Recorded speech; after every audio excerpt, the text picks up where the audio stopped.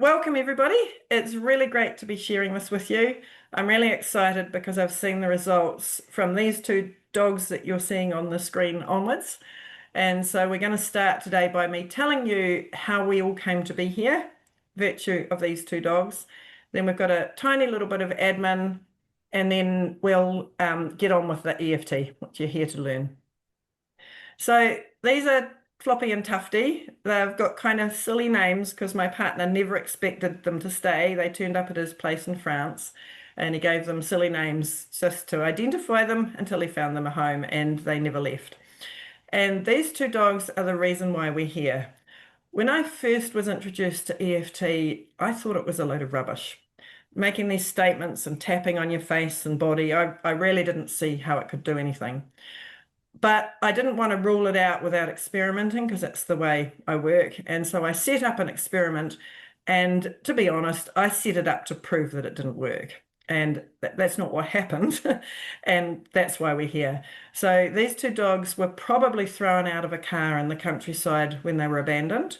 That's very common in France. And they were terrified of going in the car. We couldn't get them in the car unless we manhandled them, and it was just awful to get them in the car if they absolutely needed to go to the vet. So I one day grabbed the car keys and said to my partner, right, I'm going to go and cure the dog's fear of going in the car. And I didn't believe it was going to happen at all. So I went out, opened the boot, and the dogs shot underneath the trees. All I could see was their eyes because they were terrified. And this is not the way to do EFT. I didn't know that back then. I should have done it before they got freaked out by what I was doing. But I tapped for them. I opened the boot, stood on the driveway and just tapped. Even though Floppy and Tufty are terrified of going in the car, they're great dogs and we love them very much. And I did that 3 times. And then I tapped through the tapping points you're going to learn today. Floppy and Tufty are terrified of going in the car. Floppy and Tufty are terrified of going in the car. And partway through the first tapping round, I couldn't believe my eyes because Tufty started coming towards me. And he came over and he hopped in the boot of the car and he wagged his tail and he looked at me like, come on, when are we going somewhere? And I picked my jaw up off the ground because I was absolutely astonished, and went and got my partner and said, you got to come and see this. And it took 2 weeks until we got Floppy in the car. And we're going to be talking about that later in the case study because I'll explain the difference between the two dogs and why it took longer and a bit of persistence to get there. Okay, I know that I normally don't read disclaimers and you may be the same, but please listen to this disclaimer. It's super, super important. Dogs who are aggressive can hurt people and other animals. And so it's really, really important that you use EFT responsibly. So by doing this workshop, you're taking full responsibility for your own and your dog's physical, emotional, and mental health and well-being during and after the workshop. And you need to be aware that any stories that we tell are not considered to be a warranty or guarantee. Every dog is different. They'll need different things. For some dogs, they'll respond really quickly to EFT. For others, they won't. And also, it's super important to realize that if you're working with an aggressive animal, this workshop is not enough on its own. The only time that it would be suitable to use what you're going to learn today working with an aggressive animal would be if you're working with a professional behaviorist who can read their body language and really know what's happening for them. So it's really important, and I'll be stressing this. You're probably going to get sick of me saying this throughout the workshop, but it's so important, and I'll give you a case study that illustrates that later on. Okay, so who are we? Amanda and Joe, who are taking this. I'm a trained EFT, certified havening techniques, pain reprocessing therapy, first aid, stress and trauma practitioner, and a Reiki practitioner and teacher. And Amanda, who's doing all the behind the scenes work here and supporting this workshop really well, is a somatic informed life coach and IFS, havening techniques, nonviolent communication and first aid for stress and trauma tapping practitioner. Neither of us are experts on dogs. I've fostered and adopted a number of dogs over the years, but I've got no formal training on working with dogs. And Amanda loves dogs, but hasn't had one of her own. So it's really important to realize we're teaching EFT, but there's a whole lot of other stuff you'll need to get support from others potentially with your dog. Okay, just a little bit of admin now. We're going to keep chat turned off until later in the workshop because there's quite a few of us here and it can be quite distracting if there's things flying around. So I'm going to let you know when the chat's turned on, and we're going to ask you that you only use the chat for questions that you want to submit for the Q&A, just to keep the noise down and make it easier for Amanda to see the questions that you want to ask. If you've got comments you'd like to make, please feel free to join the EFT Tapping for Rescue Dogs Facebook group that we've set up and comment there. We've got a lot of content to cover here, and we want to make sure that you leave this workshop really knowing how to do EFT for your dogs. So what is tapping? Some of you are probably very familiar with this and just haven't used it with animals, and for some of you it'll be really new. So EFT, which is often known as tapping, originated from a method called thought field therapy, which is often referred to as TFT. And it originated from a psychologist in California by the name of Roger Callahan. He had a patient who nothing he was doing was working. She had a very severe water phobia, and he didn't really know what to do with her anymore, but she kept coming along for sessions, and so he kept trying to find ways to work with her. And one day he was reading in a book that there's a point below the eye that's associated with fear, and it's actually the end of the stomach meridian. And so just because he didn't have anything else to do with her, at his next session, he said, "Mary, tap here," and he had her tap on this point on the body. To his absolute surprise, it cured her water phobia. And he went on to develop TFT from that. And it's quite interesting because from the simple origin, he actually ended up developing quite a complicated method that cost something like $100,000 to learn. He was able to do that because back then, I can't remember exactly when it was, about 20 years ago, or a bit longer than that, psychologists couldn't help with phobias. There was nothing they could do. And so he became popular really quick because he was able to help people let go of phobias that they'd had for a long time. The next on the scene was Gary Craig, who learnt TFT from Roger Callahan, and he felt that it could be simplified and made accessible to a lot more people. And particularly, he wanted it to be cheaper so that it could get out to a lot more people. So he simplified it and called his method EFT, which stands for Emotional Freedom Techniques. And he taught it at a really low cost, wanting it to get out to as many households as possible. So for those of you for whom EFT is really new, EFT involves focusing on a symptom or the details of a particular stressful event while tapping on certain points of the body. And research since it was created has shown that tapping on these points generates neurochemicals in the brain, which calm the amygdala, which is the fight-flight center of the brain. What they now understand is that when we focus on a stressor while we keep our amygdala from going into fight-flight mode, the hippocampus in the brain is able to process all the details associated with the stressor, and this very often leads to the stressor no longer triggering a reaction or any symptoms because the brain knows that the event is over and no longer of concern. And this is what happened for Floppy and Tufty, the original two rescues I was just talking about, who taught me how powerful EFT is. And we'll be looking at the tapping process I did for these two dogs later on with a case study. So a question I often get asked is EFT evidence-based? And a long time ago, I had to say, no, we have no idea how it works. We've just got these crazy theories. But now EFT has built up a really big evidence base. In particular, there's a wonderful psychologist, she's an associate professor of psychology at Bond University in Sydney called Peter Stapleton, and she's done a lot of research, but there's quite a few scientists researching it now and showing really good results with humans. To date, I'm not aware of anyone who's been willing to fund research on the efficacy of EFT with humans. Research costs a lot of money, and if nobody stands to gain any money from it, it's really hard to get big trials off the ground. And I personally feel we've got an amazing opportunity here to all experiment and report our results. So if you'd like to be part of that, you can join the EFT Tapping for Rescue Dogs Facebook group and post your results there.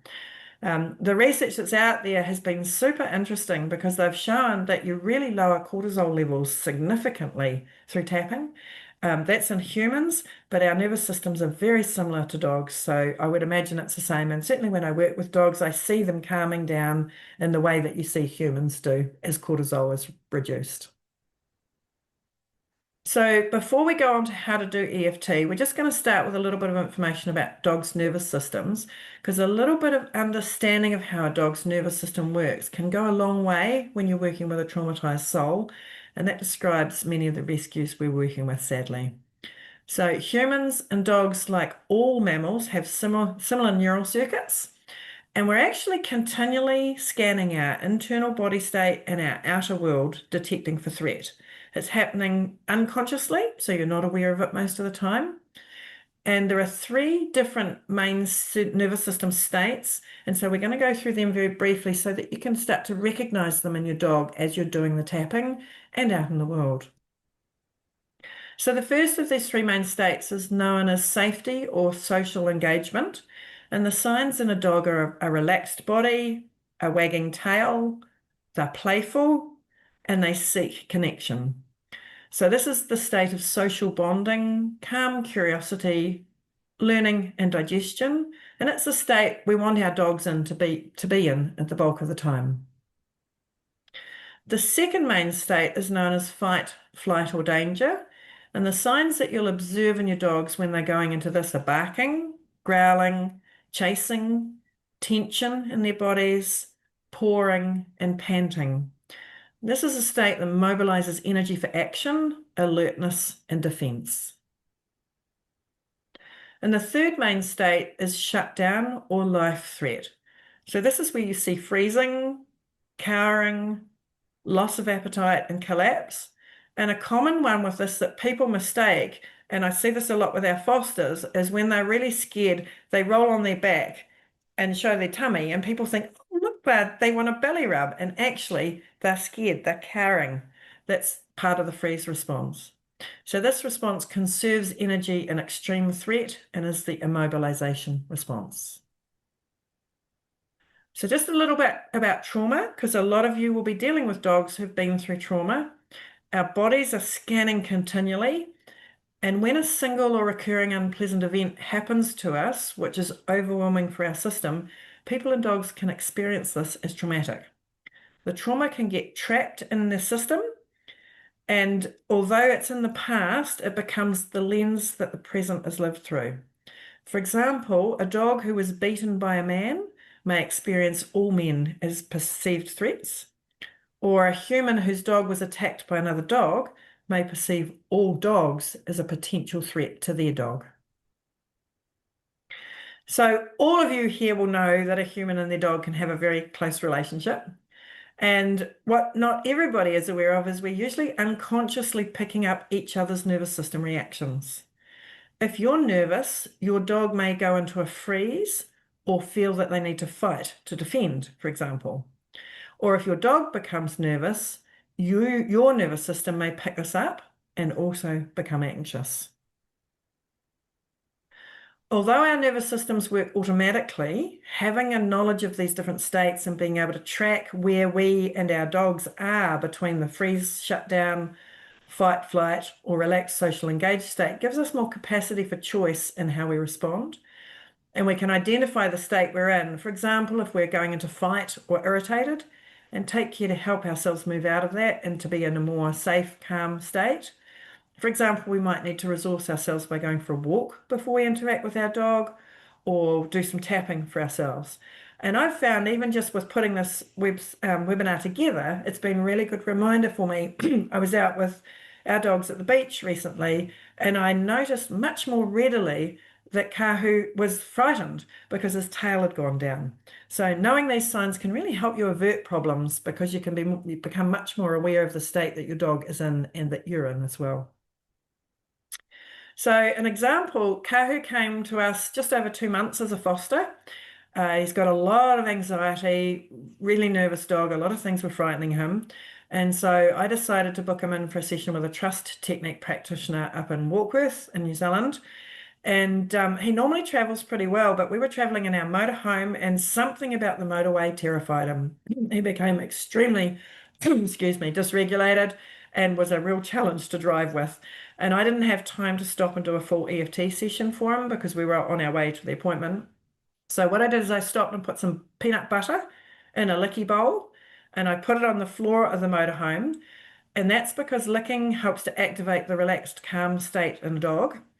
And through this, Kahu was able to calm himself down and discover that he could actually stand between the two seats in the cab of the motorhome and put his bum up against my leg, which helped him to co-regulate his nervous system with me.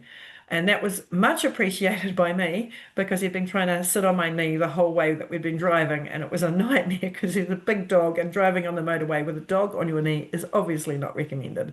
So I was really pleased that a knowledge of how licking can help get them back into the state helped me to help him.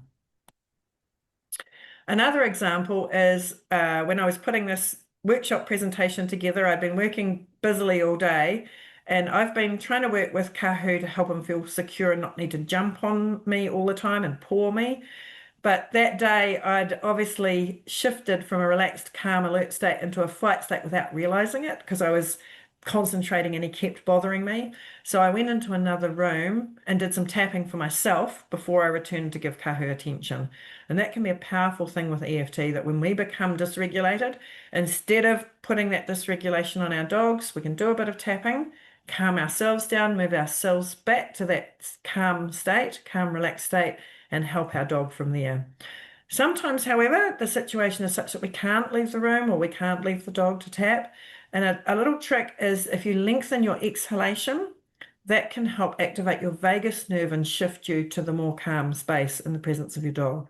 So that would have been another option for me had I not been able to leave the room. Okay, so we're going to get to EFT soon. We're just going to have a quick look at when it is an event or traumatic, because this is information that I've recently come across that's really helpful in helping you to identify what sort of things you might need to tap on for your dogs. With rescue dogs, it can be challenging because we often don't know their history, but if you can get some history from the rescue that they come from, it's really helpful. That's what we did with both of ours. So Ron and Steve Rudin studied EFT for a long time because they really didn't understand how on earth it could work. They studied how it was working in the brain, and through that study, they came up with a new technique called havening techniques. As a result of all the study, they also developed an understanding of what causes an event to be traumatically encoded in the brain, and they found that you need to have three elements coming together. The first is that there is a perception of loss of something valuable. So if a dog's scared that it's going to be hurt or it's going to be abandoned, that fits that category. The second is that the situation is perceived of being inescapable. There's a sense of being trapped and not being able to get away. And the third is where the emotional or the physical landscape is vulnerable from prior events or lack of appropriate support. And this is one where we see the rescuers can get traumatized quite readily because their environment, their landscape is often vulnerable because of past experiences, past lack of support. So while the rodents were focusing on human trauma, these all apply to many of the rescue dogs that we've adopted. They've been through experiences that leave them scared, situations that they're unable to escape, and their landscapes are vulnerable because of their prior living conditions. And EFT tapping is a great way to help these dogs heal, as we've seen with the examples of Floppy and Tufty. Now, this is super important. It's really important to do your own healing. Dogs are sensitive creatures and they often very, very quick to pick up on your emotions. And this is even more so for dogs who've been neglected or abused in the past. So it's really important that you do your own healing, resolving your traumas and anxieties that could be transmitted or picked up by your dogs. For example, if you feel anxious on a walk, your dog picks that up and believes they're in an unsafe or threatening situation. And there's some demos coming up that really illustrate the importance of this. Rescues can also trigger our own frustration. And so we need to have ways to work with that doesn't flow onto the animals in our care. And I want to be really clear that I don't want anyone to use this to beat yourself up if you get frustrated. We're all going to do it. Just the other day, I yelled at Kahu after he jumped up at me yet again when I was trying to get something important done. And I was obviously feeling more stressed than I realized, and I went rapidly into fight-flight mode. And I knew that I needed to stop and tap, but and I didn't. And so I tapped later on. So, give yourself a break. These dogs are wonderful souls, and in their wounding, they can really push your buttons. So you can use the EFT to help yourself. Doing your own healing is largely outside the scope of this workshop, but this workshop would be incomplete if I didn't mention how important it was. If you do want to learn more about EFT and you can't afford to go to a training session, I've got a low-cost book that's on my website now, actually. I've just got it on this morning. And so if you do want any low-cost way to learn EFT, it's a very comprehensive guide. Okay. EFT can seem a really strange process when you're first introduced to it. So I suggest you do the same as I did. Set up an experiment with it and just give it a go. See what happens. For me, I set up an experiment to prove it didn't work. And those two initial dogs I worked with showed me that it was really powerful, even though it was so simple. Note that there's two different ways of tapping surrogately, and I'm only going to teach one in this class. So the two different ways are, the first is to tap intending for it to be for the animal that you're surrogating for. And that's the way I recommend and I'm teaching today. And the second is to tap as if you are the animal, and I don't recommend that for several reasons. I'm not going to go into that today because we've got a lot of content to cover, but that's just to explain why we're just doing one method today. So for those who are brand new to EFT, the first thing you need to know is where the tapping points are. So I'm going to demonstrate them now, and I invite you to tap along with me because that'll give your body the feeling of it and it'll help you learn where the tapping points are. So the first of the tapping points is the top of the head, and you can actually use your fingertips and just tap around the highest point on your head. You're tapping gently and not too fast. You'll find a rhythm that feels right for you. It's all very individual and how it feels for you. And I'll be able to start yawning because my body's very used to this and produces those neurochemicals very quickly when I tap. The next point is the inside end of either eyebrow. So you can be on the one or the other, or you can tap both at once, whatever feels most supportive for you. So that's the inside end of the eyebrow. The next point is the side of the eye, and it's on the bone out from the edge of the eye.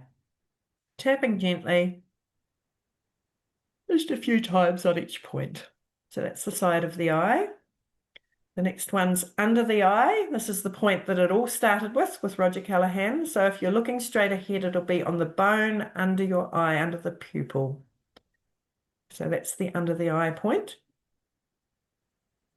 The next point is under the nose, and it's a crease that your fingers just sort of naturally go to. And I forgot to say, I generally tap with a couple of fingers because it makes it more likely that you'll get the points. So that's the under the nose point. Then the chin point's the same. There's sort of a crease that your fingers naturally go to. So that's the chin point. The next one is the collarbone point, and it can be a bit hard to find a precise point, and good news, you don't need to, but if you do want to, you can put your fingers in the notch between your collarbones and go down 2.5 centimeters or an inch and across either side.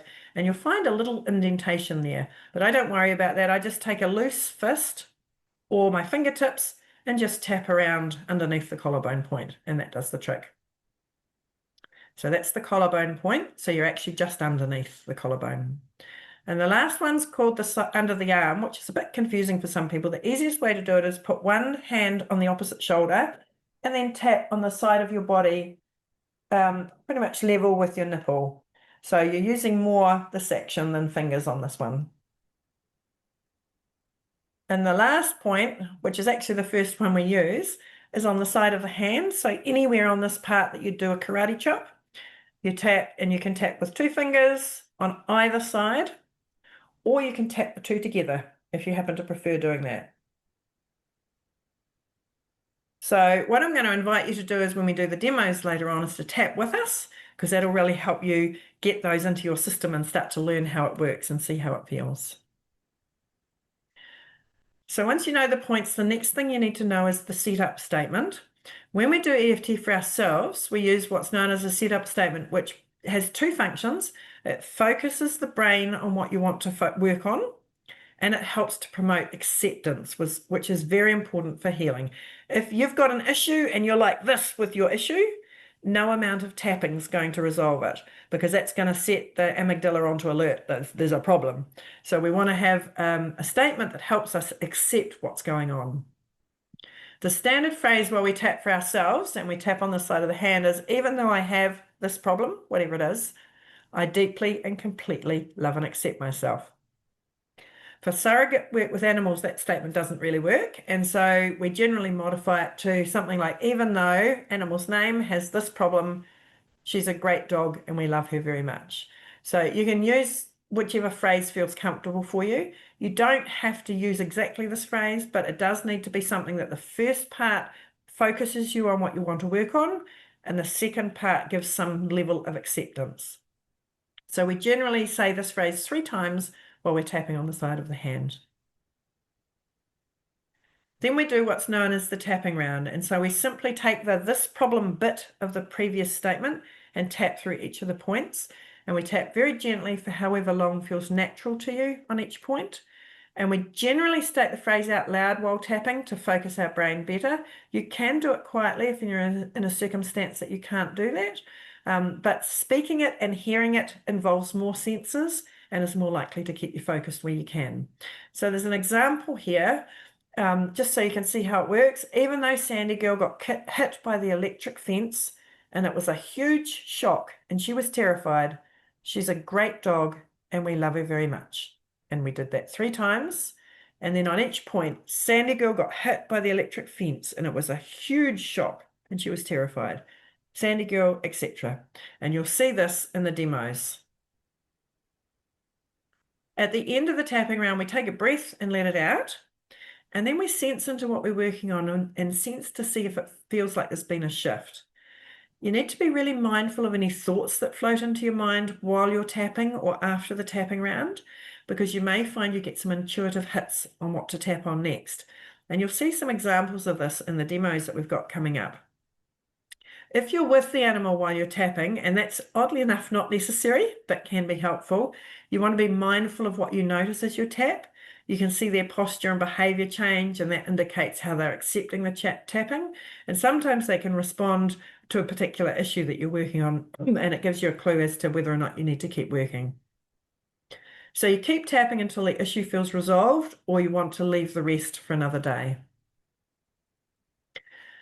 Also, if you're aware of a particular event that may have been traumatic for your rescue, you can tap specifically on any details that you know about that event. For example, you can tap with a dog, for example, that's been attacked. You can tap a long-haired brown dog, because those are the sorts of details that the dog is likely to remember. I've seen it recently with, and I'll be talking more in the demos soon, but Sandy Girl attacked Kahu when we were sitting on the couch, and he's now very wary of coming near us at night, only at night when we're sitting on the couch, because that's when it happened. And so I obviously need to do more tapping on that event for him. Be really mindful as you're tapping of other aspects coming into your mind. This work's quite intuitive in nature, and you need to be really open to what it comes into your mind. And sometimes it can be something right out of left field that you had no idea was involved with it. So even if a detail comes in that seems really odd, tap on it anyway, and it may help them resolve the event. Another beautiful way to work is tapping while you're talking with your dog. So if you'll see this in an upcoming demo, you want to clear the emotions of the situation for yourself and tap around the traumatic or stressful or symptoms for the dog. And then you can just tap and talk from your heart. You can apologize if there's something you want to apologize for. Tell them how you're feeling. Tell them what you want for them. Just let the emotions and words flow as you tap. Just imagine that they can really hear what you're saying. This can be a really beautiful way of connecting with your dog while clearing anything that's troubling you or them.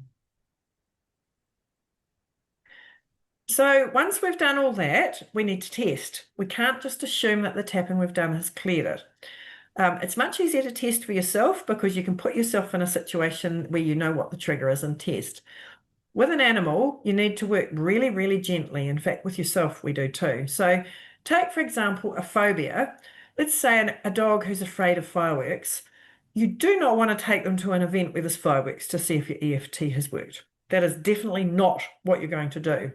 Instead, what you could do is play the sound of fireworks on YouTube, for example, at a very low volume for just a few seconds, and be really mindful for signs of distress in the dog. If there's any signs of distress, turn the video off and tap through some rounds for the dog because it's activated in them. And so you can just tap, watching them, intending for the tapping to help resolve the response they're having. Then you can go back and test it again. And as there is no signs of distress, you can slowly increase the volume and slowly increase the length of time that you're exposing them to it. It's really important that you don't flood your dog's body with stress as you're testing, because that's really counterproductive. However, if that happens accidentally, stay calm and just tap. All you need to do is just tap. You don't need to say anything. It's activated, just tap, and that will help you stay calm because you really want to stay calm when they're flooded, and the tapping will help them to resolve whatever it was that led to them flooding. So we want to avoid that wherever possible, but if it happens, stay calm and just tap. Sometimes the testing brings up other aspects to tap on, and sometimes it shows you that the issue has been resolved. Now, you need to be really careful if you're working with a dog that bites or is aggressive in any way towards your people or other animals. You cannot just assume that a single round or even several rounds of tapping have resolved this, and we'll address this in one of the case studies soon. It's super, super important that if you're working with a dog that has any aggressive tendencies, you need to be working with the support of a professional behaviorist. They can guide you and help you read the signs to know whether or not the issue has been resolved. You need to take this really seriously, because worst case scenario here is that a dog or a child or a person could get hurt. So you need to know what signs to watch out for. Okay, we're going to have a look at a few case studies now. This is the beautiful Tufty. So he's one of the dogs I spoke about at the start of the session. Tufty and his brother arrived at my partner's place in France. I think they estimated that they were around about 7 months old, and they were both terrified of going in the car. So these were my experiments. So if you went outside with your keys in your hand, they would disappear off into the trees and not come near you. And the very first time I went out to try EFT, that's exactly what happened. And I simply tapped, even though Tufty and Floppy are terrified of going in the car, they're great dogs and we love them very much. Did that 3 times and then tapped through all the points. Tufty and Floppy are terrified of going in the car. Tufty and Floppy are terrified of going in the car, right through. Then took a breath, let it out. What happened next was to change the course of my life. It really was, because I've been an EFT practitioner now for 20 years because of this. Tufty jumped in the car, wagged his tail and said, "Come on, when are we going to go for a walk?" with his body language. Tufty's case was very simple, and this is not the norm. So the estimate is it can happen in around about 5% of cases, but we don't really know. It's known as a 1-minute wonder when it happens, and I've had it happen a handful of times working with people and dogs throughout the years. This is known as a single aspect case. So there was just one fear that he had, it was resolved in his brain, and he never looked back. He happily bounded into the car whenever we opened the boot or the back. Floppy was a different matter. Floppy was what was known as a multiple aspect case. So with Floppy, we tapped and nothing changed initially. And so I kept tapping every single day for 2 weeks. I was very inexperienced back then, didn't really know what I was doing. It suddenly occurred to me after 2 weeks that he was no longer in the trees cowering. He was sitting by the car, looking very defiant at me. And so I took a stab in the dark and I tapped, even though Floppy is afraid that if he does what he was told with the car, he'll be abandoned again. He's a great dog and we love him very much. 3 times. And then I tapped through all the points. Floppy afraid he'll be abandoned if he does what I tell him with the car, etc., all the way through. From that day on, we were able to take Tufty and Floppy with us in the car. So Floppy's case was what's known as a multiple aspect case. He had fear and he had defiance as a result. So once both these aspects were processed, his fear of going in the car disappeared. Some cases have several aspects and we need to be patient. Gary Craig, the creator of EFT, says that the 3 main things you need to remember about EFT are: number 1, persistence; number 2, persistence; and number 3, you've got it, persistence.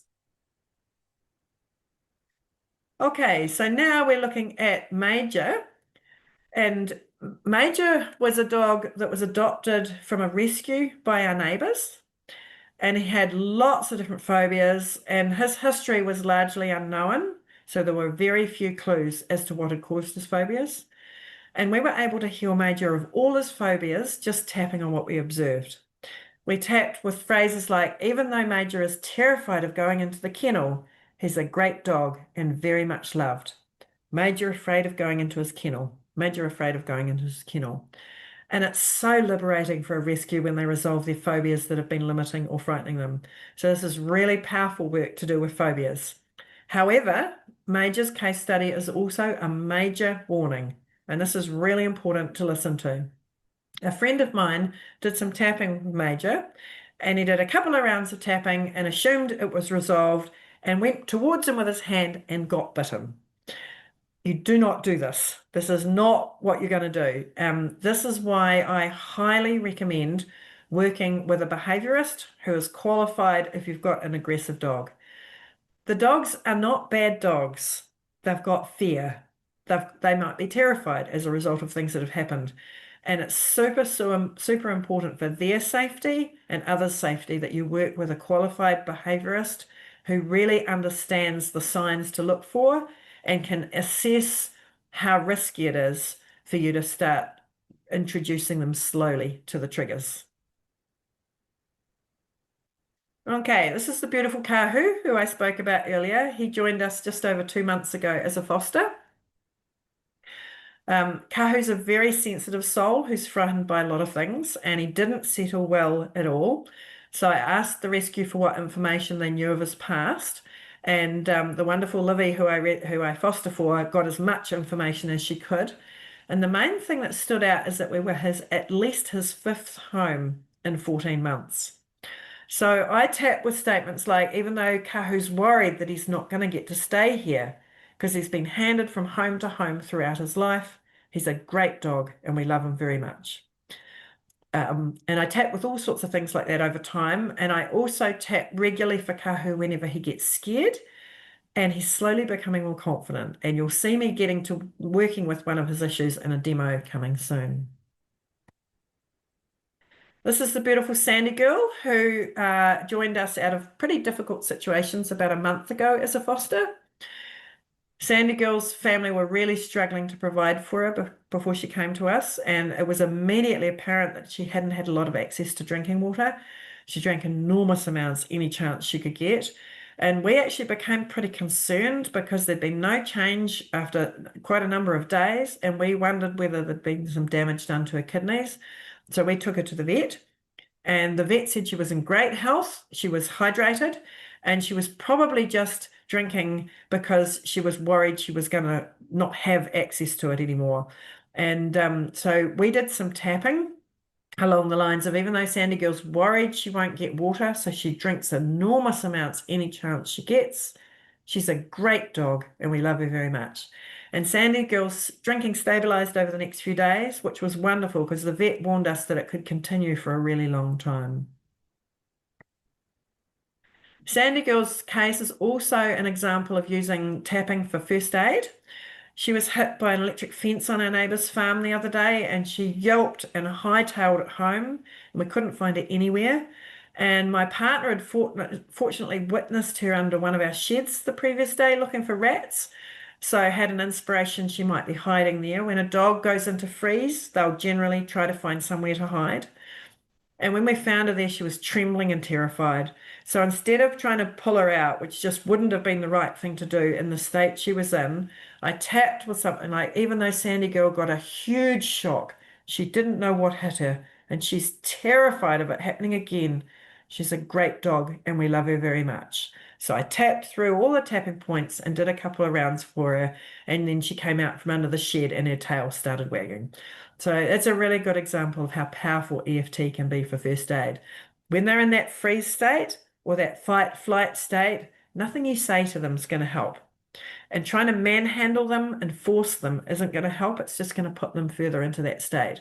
Instead, stand back and do some tapping And the dogs often respond really, really quickly. Like Sandy did, she was really terrified. And she went from terrified to wagging tail really quickly with a couple of rounds of tapping. She's still wary of electric fences, which is wise and makes my life easier because she had no respect for fences when she first joined us at all, which was pretty challenging. But she's no longer afraid to come with us. It was really interesting actually. I saw that another aspect of it come up when we did next go for the walk on the farmer's farm. And when we got near where she got hit by the fence, she didn't want to go near it, so I just tapped for her, did a couple of rounds, and then she's fine. She goes past it as if nothing happened now. Sandy Girl's only been with us for a month, as I said, and so tapping's continuing. Due to her prior circumstances, she's a very free spirit and impossible to contain. And she's also experiencing insecurity when I give Kahu a lot of attention. Her behavior is due to insecurity and dysregulation. It's not because she's a bad dog. And you'll see parts of a tapping session I did for her on this soon in one of the demos. Remember, like with Kahu, that Gary Craig said the three most important things doing EFT are persistence, persistence, and persistence. And so that's a good example with Sandy Girl. Okay, so we're going to watch some demos now, either 3 or 4, depending on how long we've got. Watching demos is a really good way to learn. And if we don't get through all the demos live on the call, we'll add them into the workshop recording, and we'll also upload them into the EFT Tapping for Rescue Dogs Facebook page. So don't worry that you're going to miss out. And what I'm going to invite you to do is tap along with us as we do the demos to start getting a feel for the tapping. And we're going to watch probably one demo and then we'll stop for a 5-minute break. 2 hours is a bit long to all sit still, so we'll probably watch one demo, have a little break, and then come back and watch the rest. So I invite you to tap along as we do the demos. So the first one is Kahu, and I'm just going to cue up the demo for us.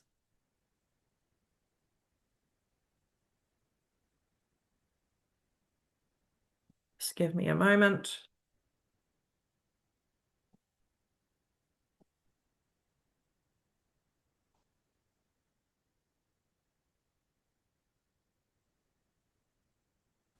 Okay, so I'm about to sit and tap for Kahu. And so I'm going to just tap on screen so that you can see how you can work with a dog, flowing with whatever comes up, just going intuitively based on what you know and then what comes as you tap. It's really important for me to state right up front that we've got a situation with Sandy Girl and Kahu where Sandy is attacking him. And so I'm working with the behaviorist alongside of the tapping that I'm doing. I perceive it as safe for me to do the tapping within the realm of what I know because I'm a tapping expert and because Kahu and Sandy Girl are exposed to each other on an everyday, all-day basis all the time. And the behaviorist has ascertained that it's not escalating, so it's not out of control. And she says it's fine for them to be together. They're mostly good. There's just random, well, probably not random. There's probably triggers that I haven't spotted. Random times when Sandy Girl attacks them. So it's really important that if you're working with a dog that's attacking, that you've got that infrastructure in place and you've ascertained whether it's even safe for you to do the tapping for them. Talk to an expert. It's really, really important. Okay. So I need to start by tapping for myself because I'm getting really frustrated with Kahu. Hopefully he won't do it while he's actually sleeping at the moment. So hopefully he'll be fine while I'm tapping. But I've been recording the other aspects of the webinar this morning and he's been constantly pouring me and wanting attention. And I'm getting a little bit frustrated. So it's really important to deal with your own frustrations first before you start tapping for your dog. Otherwise, your stuff is going to get in the way of clearing their stuff. So even though I'm really frustrated with Kahu's constant need for attention and how he scrapes his paw down my leg and it hurts, I deeply and completely love and accept myself. Even though Kahu's constant need for attention if he's awake is driving me nuts, I deeply and completely love and accept myself. Even though Kahu's constantly jumping up on me and pouring down me is starting to wear a bit thin, I deeply and completely love and accept myself. Frustration with Kahu's behavior. Frustration with Kahu's behavior. Frustration with Kahu's behavior. Frustration with Kahu's behavior. Frustration with Kahu's behavior. Frustration with Kahu's behavior. Frustration with Kahu's behavior. Frustration with Kahu's behavior. Okay, so this isn't going to be just a regular tapping session because I'm actually going to be popping in all over the place to tell you why I'm doing what I'm doing and what's happening because you can't see what's going on inside me internally. So as is really common with EFT, I'm starting to yawn because my amygdala is calming down. And as is also very common, I'm shifting from frustration, which is that fight-flight status, to compassion for Kahu and for Sandy Girl, which is more the socially engaged, connected. So that's the state you want to be in. I arrived there real quick because my system's used to tapping. You may find that you need to do several rounds and explore different aspects of it before you get there. For me, I'm feeling much more grounded in my body. I can really feel my feet on the floor, my bum on the seat. I'm yawning, so I'm showing signs of the ventral vagal state, which is the relaxed, socially engaged state. So for me, as an experienced practitioner, I can say, yep, I'm ready to go. For you, you may need more rounds with that. So, okay. So half an hour ago, Kahu was attacked by Sandy Girl. It's the third attack that he's had in the last week. So it's not too regular, but it is definitely shaking him. He's currently curled up sleeping. I used what we were talking about with knowing about the state of the nervous system. So I immediately got my partner to come and get Sandy Girl and give her some attention because she obviously needed some. And then I gave him a possum tail to chew on because chewing and licking activate the calm, relaxed state. And so he's in a much better state now than he was, and he's now sleeping. And so hopefully he'll stay here. But if you see this big lanky teen appear on the screen, you'll know who it is. So I'm just going to go intuitively with what I am suspecting. So even though Kahu got a really big fright when Sandy Girl suddenly attacked him, because they've been fine together for over 24 hours, he's a great dog, and I love him very much. Even though Kahu got such a fright when Sandy attacked him. Okay, so what is happening now for me is I'm starting to show signs that I've actually got unprocessed stress from the attack. So I need to step away from tapping for Kahoot for a little while and do some more tapping for myself because I haven't recognized. Yeah. Okay, so I'm just going to be vulnerable and let it be as it is so that you guys can all learn. So even though it freaked the shit out of me when Sandy Girl went for Kahoot, because it would be really peaceful and there'd be no attacks for 24 hours and I thought it was okay and it just came out of the blue and I didn't see the trigger. I deeply and completely love and accept myself. Even though it was really scary having to pull Sandy Girl off Kahu and seeing the hurt and confusion in Kahu's eyes, I'm safe and they're safe. So I'm safe and they're safe is a really good phrase to use when there's been anything that could have been potentially traumatic. Even though I got such a shock with Sandy Girl attacking Kahu out of the blue, I deeply and completely love and accept myself. Such a shock, Sandy Girl attacking him out of the blue. She's such a lovely dog and she goes into fear so fast. And it's really scary having to get in there and intervene and pull her off him because she's so ferocious. Afraid I'll get hurt. Afraid of what it's doing to Kahu's confidence. Such a shock, Sandy Girl attacking Kahu. Such a shock, Sandy Girl attacking Kahu.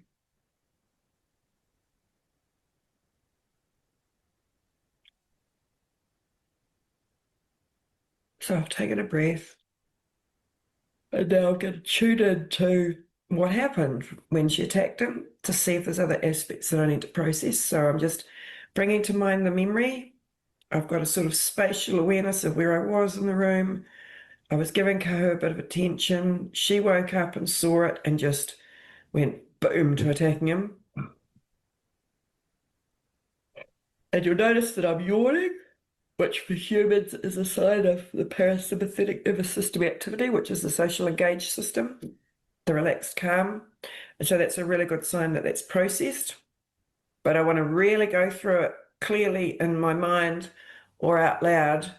And so actually for teaching purposes, I'll do it out loud so you can see. So what you can do to test something is talk about what happened out loud. If you've got someone you trust that you can grab to talk to, that's great. Otherwise, do it out loud on your own. So the story was I was preparing the workshop, feeling really satisfied. I'd just done a run through. It was feeling good. It was the timing I wanted. I got up and I walked over to get a glass of water, and Kahu came over to me and wanted some love. So I gave him some love. Yeah, see, as soon as I was about to say, and out of the blue, everything changed. I'm going into a mini fight flight. So stop talking. Attack. It was just out of the blue. It was out of the blue. It was out of the blue. Yeah. Okay. So I'm actually going to stop the recording now and come back to bringing in the demo later on because I have a history of having been attacked and it's triggering that. So that's a really good learning for you guys, but I'm not going to sit and do this on camera. You may find that when something happens to one of your dogs and you start tapping for yourself, that a prior traumatic event comes to mind, and that's what's being triggered. So I'm going to go away and off camera, I'm going to tap on what I think it might be triggering, and I'm not going to come back until I can tell the story of what happened with Sandy Girl and Kahu out loud without having any signs of going into fight flight. And just so that you can learn, if you start telling a story and your voice cracks, you do a big swallow, you start to hold your breath, your body gets tense in any way, that's an indication that more work needs to be done tapping on that story before it's done. Okay, back later.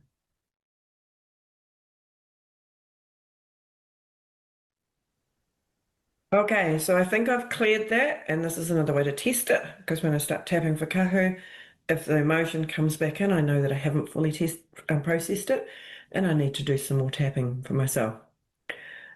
Even though Kahu got such a shock when Sandy Girl attacked him out of nowhere, he's a great dog, and I love him very much. Even though Kahu got such a shock, Sandy all of a sudden ferociously attacking him, he's a great dog, and I love him very much. Even though Kahu was so confused because the attack was out of the blue and he didn't know what was happening and he doesn't really defend himself. He's a great dog and I love him very much. Kahu's so shocked by Sandy's attack. Kahu's so confused by Sandy's attack. Kahu frightened by Sandy's attack. Burping is a sign of parasympathetic nervous system activity. I do it a lot when I'm tapping. Kahu's so confused by Sandy Girl's attack. Kahu's so confused by Sandy Girl's attack. Kahu's so confused by Sandy Girl's attack. Okay.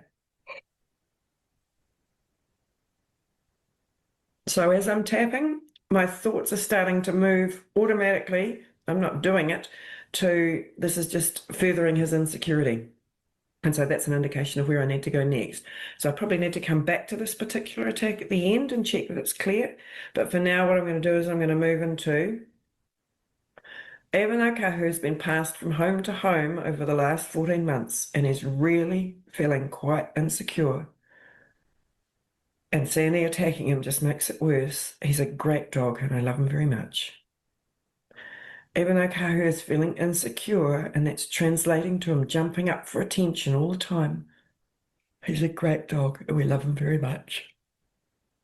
Even though Kahu's feeling really insecure and that's manifesting as him pawing me and scraping his foot down my leg, jumping up on me trying to get attention, he's a great dog and I love him very much.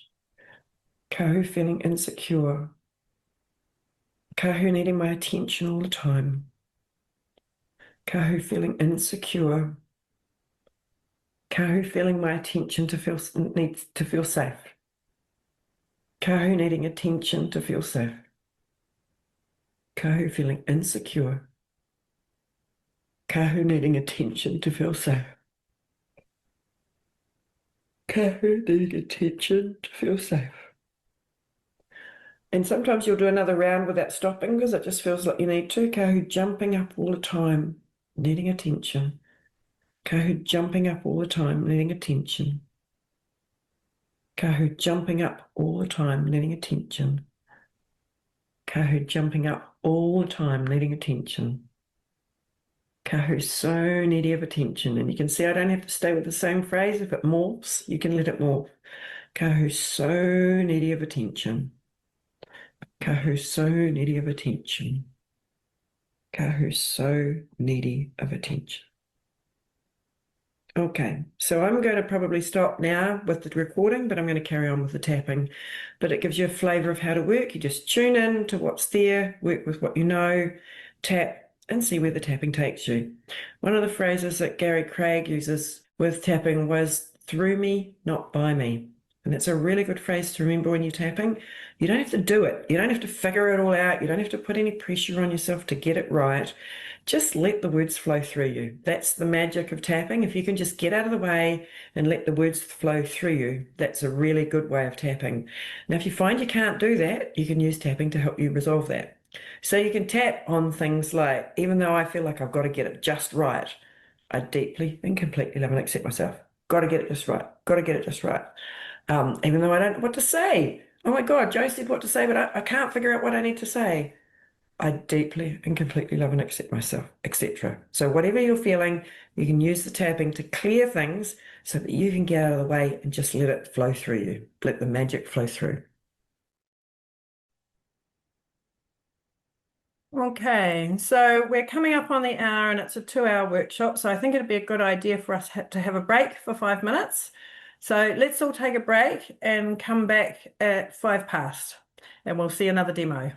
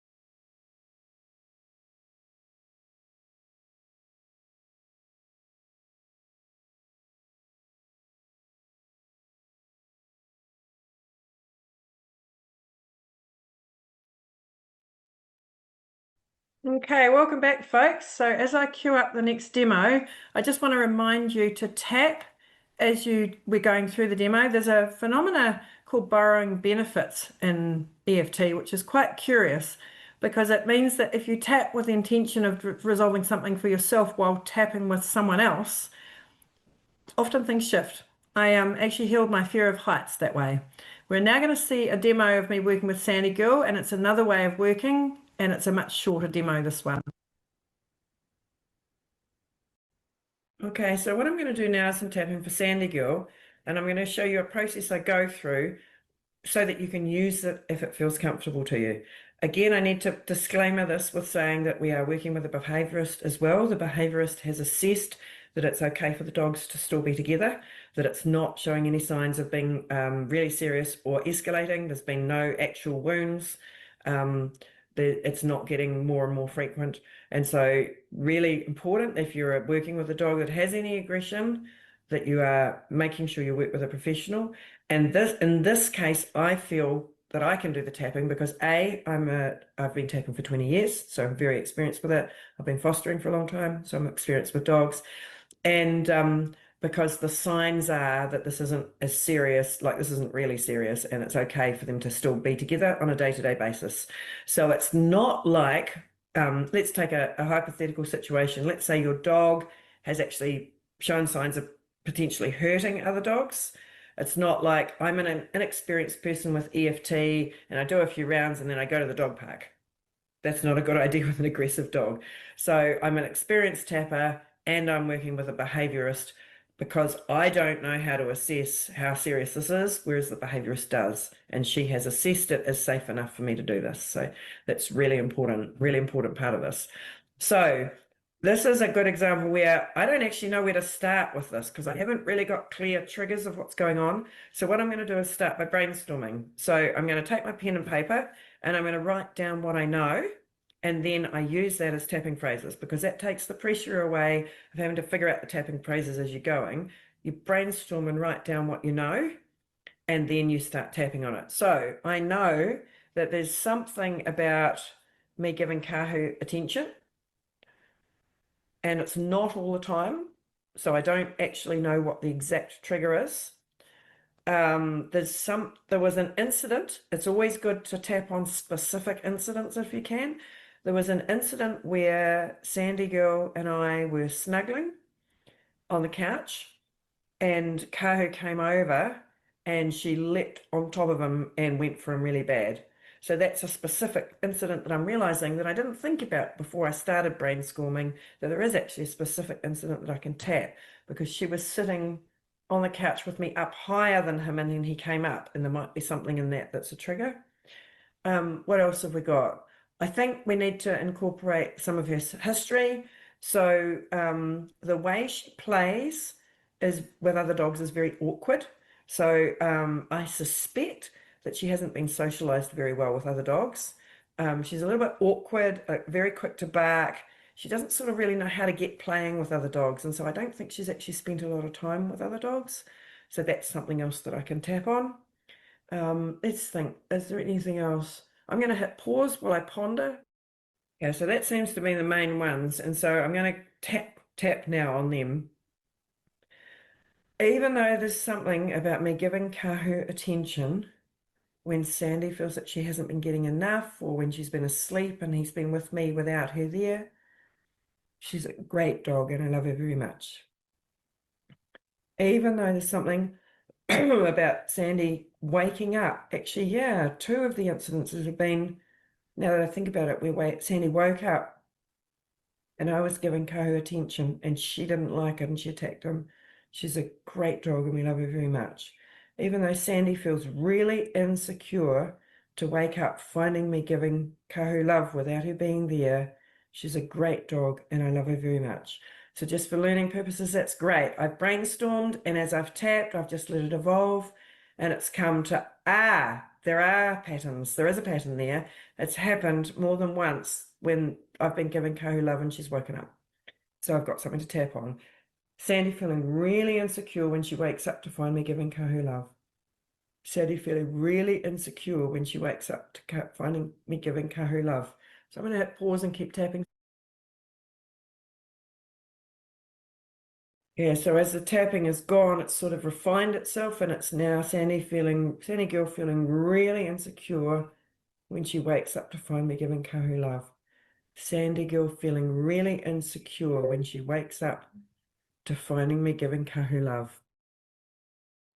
Okay, so now I'm going to move on to the lack of socialization, and I'm just going to see what words come. So I haven't planned anything. So even though Sandy lived without interacting much with other dogs, and she's very awkward with them and feels uncertain about her role in the pack. Okay, that's what it is.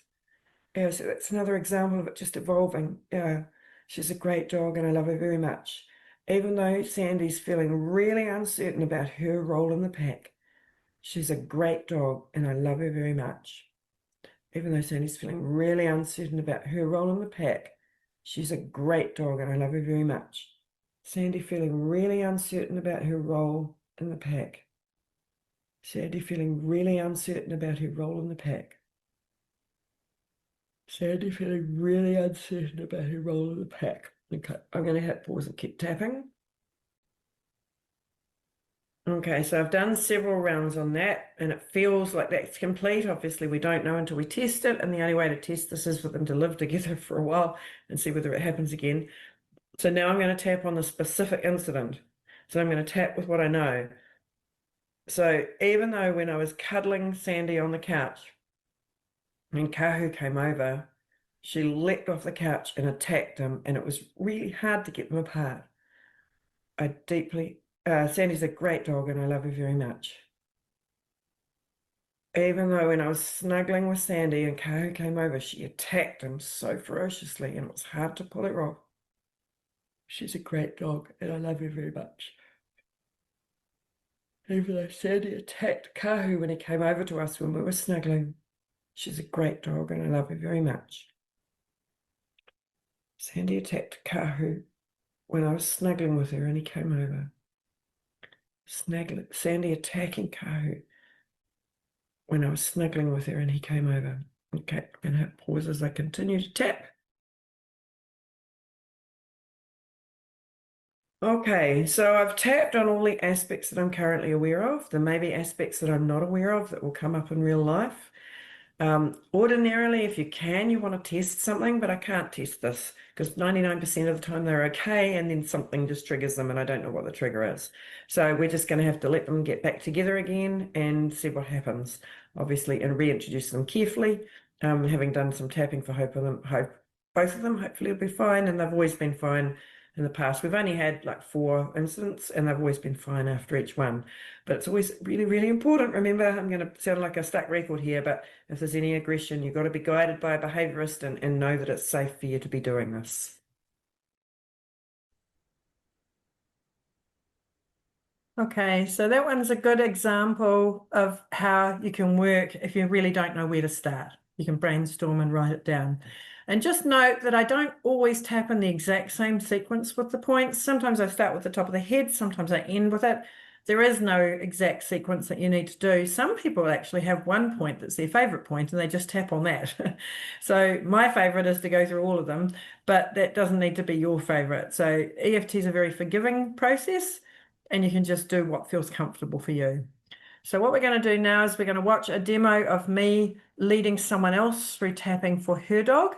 There's a lot of really good learning points in this, so I really encourage you to hang around and watch this demo, and then we'll move on to a little bit more information about different ways to tap. Make sure you remember to tap as we do this demo. You can borrow benefits from it as you tap. And I'm just going to cue up the demo now.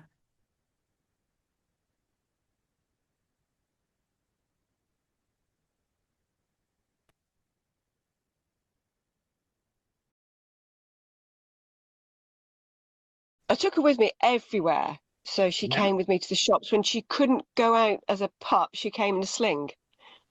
So even though she couldn't go walking, I didn't want to have her because we live on a boat. I didn't want to confine to the boat. So she's Oh, always been gosh. everywhere with me.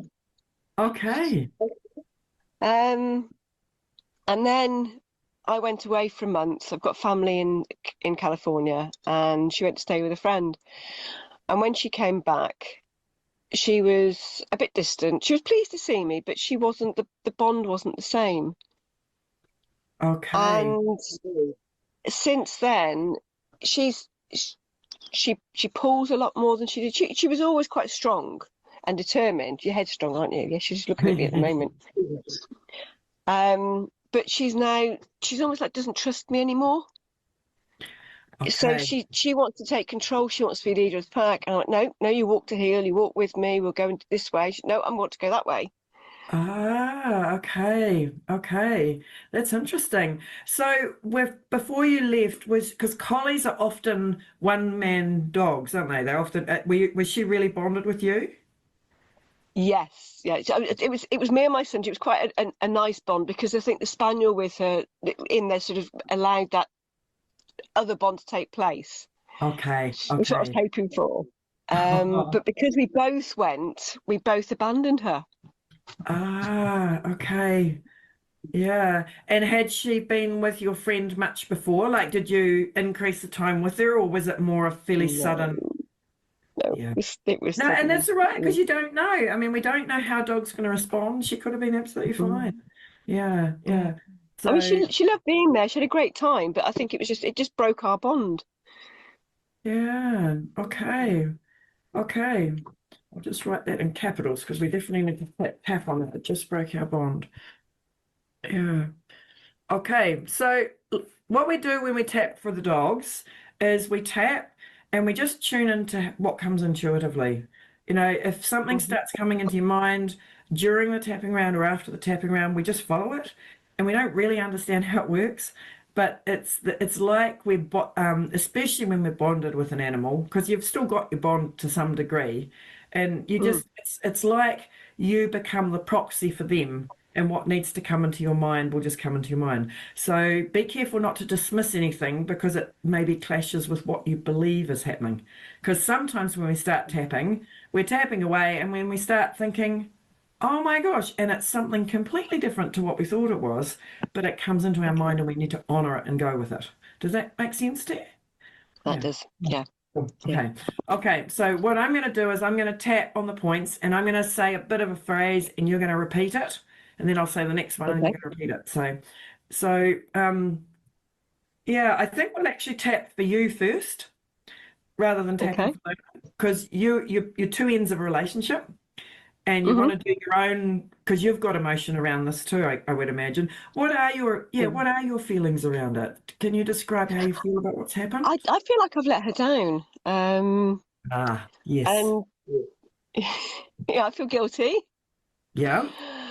Um, and I just want her to be happy. And I did consider rehoming her with this person because she was obviously happy Okay. there. And I thought, well, no, that's not what I want. And I know she was happy. Yeah. Yeah. Okay. Okay. Yeah. So understandable. You've got lots of emotions around it. So how old is Mhm. Luna now? She's 3. She's 3. Yeah. So she's been with you a long time. Okay. Hmm. Okay. So when we're tapping, if emotion comes up, just let it be there and move through. We don't want to suppress any emotion, and we also don't need to like go into it and magnify it. We just notice what's there and just let it be there as we tap. So does that sound okay? Okay. Yeah, Cool. sounds good. Okay. So tapping on the side of your hand. Even though it feels Even though it feels like I've let her down, like I've let her down, I love and accept myself. I love and accept myself. Even though I feel guilty Even though I feel guilty because it feels like I let her down, because it feels like I let it down, I love and accept myself. I love and accept myself. Even though it feels like it's broken our bond, Even though it feels like it's broken our bond. and that's a scary thought, And that's a scary thought. I love and accept myself. I love and accept myself. Okay, so coming up to the eyebrow point, I feel like I've let her down. I feel like I've let her down. Yep, side of the eye, I feel so guilty. I feel so guilty. Under the eye, I just want her to be happy. I just want to be happy. Under the nose, it feels like it's broken our bond. It feels like it's broken our bond. Chin point, like she doesn't trust me anymore. Like she doesn't trust me anymore. Collarbone, and I'm afraid it's never going to come back. And I'm afraid it's never going to come back. Um, Under the arm, it just feels like it's broken our bond. It just feels like it's broken our bond. Top of the head, I feel like I've let her down. I feel like I've let her down. Take a breath, take it in, and let it go. Just notice what was happening for you as we were tapping on now, if there's any thoughts, any feelings coming to mind. It's bringing me to tears. Yeah. Yeah, it can be really tough to acknowledge how it feels with something, can't it? Yeah, and I think Mm. oftentimes we're so busy trying to problem solve it that we don't actually ourselves feel it. So, Yeah. do you think maybe it would, when I use words, when I offer you words, if any don't fit, just change them to what fits. Mm. Do you think it would fit to maybe tap, even though there's grief, that our relationship has changed and it's not the way it used to be? Yeah, Yeah. yeah. Yeah. So let's do that. So, even though there's grief, Even though there's grief. because our relationship has changed Because our relationship has changed. and it's not the way it used to be. And it's not the way it used to be. And I'm scared we're never going to get that back. And I'm scared we're never going to get that back. I accept all my feelings around this. I accept all my feelings around this. Even though it's so sad Even though it's so sad.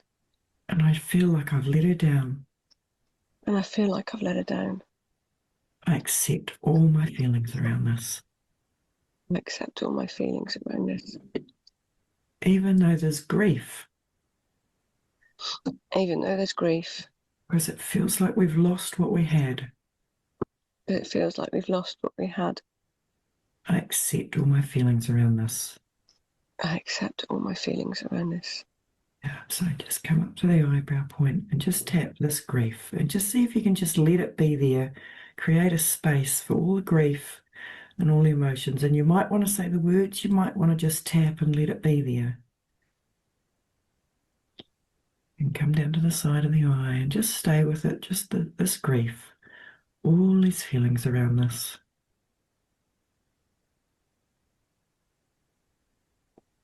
Underneath the eye, fear that it's gone forever.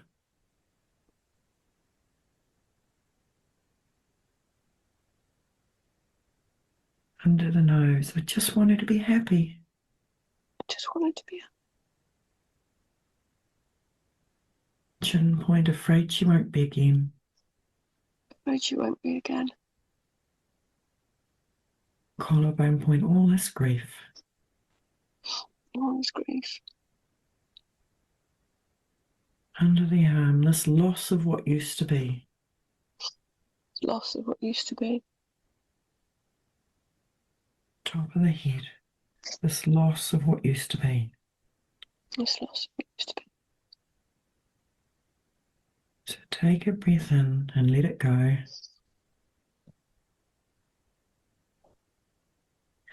How does it feel to just acknowledge all these feelings, Claire? It's quite heavy. Yeah. There's a lot of responsibility with that. Okay. Yeah, it's just so hard.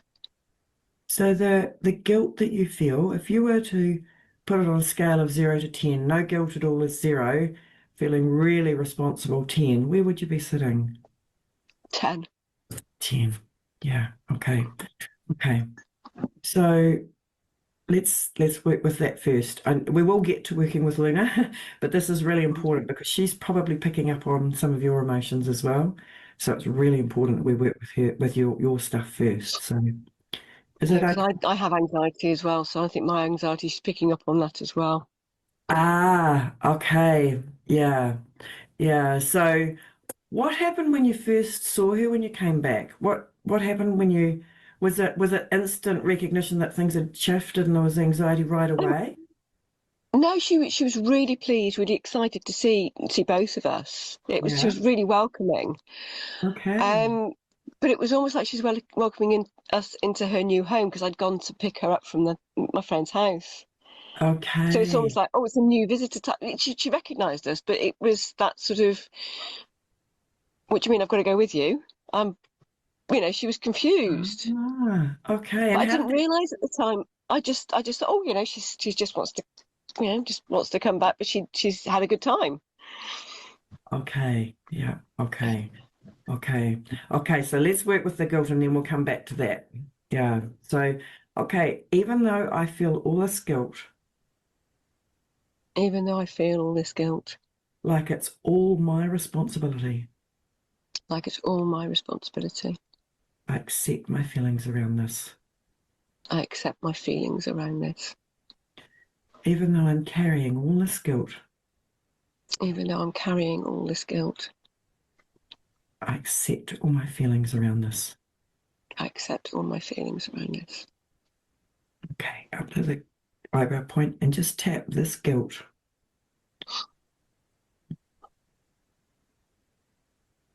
You're doing really well, Claire. Down to the side of the eye. All this responsibility I'm feeling. All this responsibility I'm feeling. Is there a sense I did it wrong, or is there any judgments in your head? Yeah, Yeah, so I should have done it differently? I should have done it. I shouldn't have gone partly. We should have made it shorter. Yeah, Okay, okay. I should have made it shorter. yeah, should have made it shorter. I should have been able to anticipate what would happen. Yeah, should have been able to anticipate what happened. I should have been able to see into the future. Yeah, I should have been able to see into the future. I should have known exactly what would happen. I know exactly what would happen. I'm totally responsible for this. I'm totally responsible for this. Okay, we're going to just keep going. Maybe I did the best I could with what I knew. Sorry, maybe I did the best I could with what I knew. maybe I did the best I could with what I knew. Maybe our bond can even be rebuilt. Maybe our bond could even be rebuilt. Maybe we can redevelop that trust. Maybe we can redevelop that trust. Maybe I didn't have to be psychic for this to be okay. Maybe it didn't have to be psychic for this to be okay. Maybe I don't have to carry all the responsibility for this. Maybe I don't have to carry all the responsibility for this. Is there a little bit of room for that? Is there a little bit of room Yeah, to allow that in? Yeah, a cool. little bit. Yeah. Okay, so all this guilt. All this guilt. I should have done it different. I should have done it different. Top of the head. Maybe the bond could be re-established. Maybe the bond could be re-established. So just take a breath and let it go. How does that thought land? Maybe the bond could be re-established. It fills me with joy. That's what I really want for her and for me. Um, Yeah. yeah, if that could be, that'd be great. How long have you been back? How long is it since you returned? But I went and then I went again. I didn't learn from the first one. I went again. So I've done 2 years. I went last year for a month and the previous year for a month, both the same time of year. Ah, So I've done okay. it to her twice. Um, So it's been a year. and what? Okay, so you've been back a year. Hmm. Yeah. And did the same thing happen both times? Did you lose the bond the first time and it's never come back, or? Yeah. Okay. Um, yeah, it wasn't as bad the first time, but the second time it was. It was just, and then when my friend came to see her, she's never howled in her life, and he came to see her, and when he left, she howled, and it broke my heart. Oh, wow. She's never howled before. She's never howled since. She saw him and she just howled when he walked away. And how did that make you feel? What were the thoughts going on in your head at that point? I, I felt awful. I wanted to say to him, take her. She obviously wants to be with you. But he can't have. He didn't want a dog at the time, and and I love her. I didn't want to be selfish and say I've got to keep her, but at the same time, there was a real tear Yeah. Yeah. because we were bonded and we were happy. So that must have been conflict, a lot of conflict, because you part of Mm. you wanted to, yeah, okay.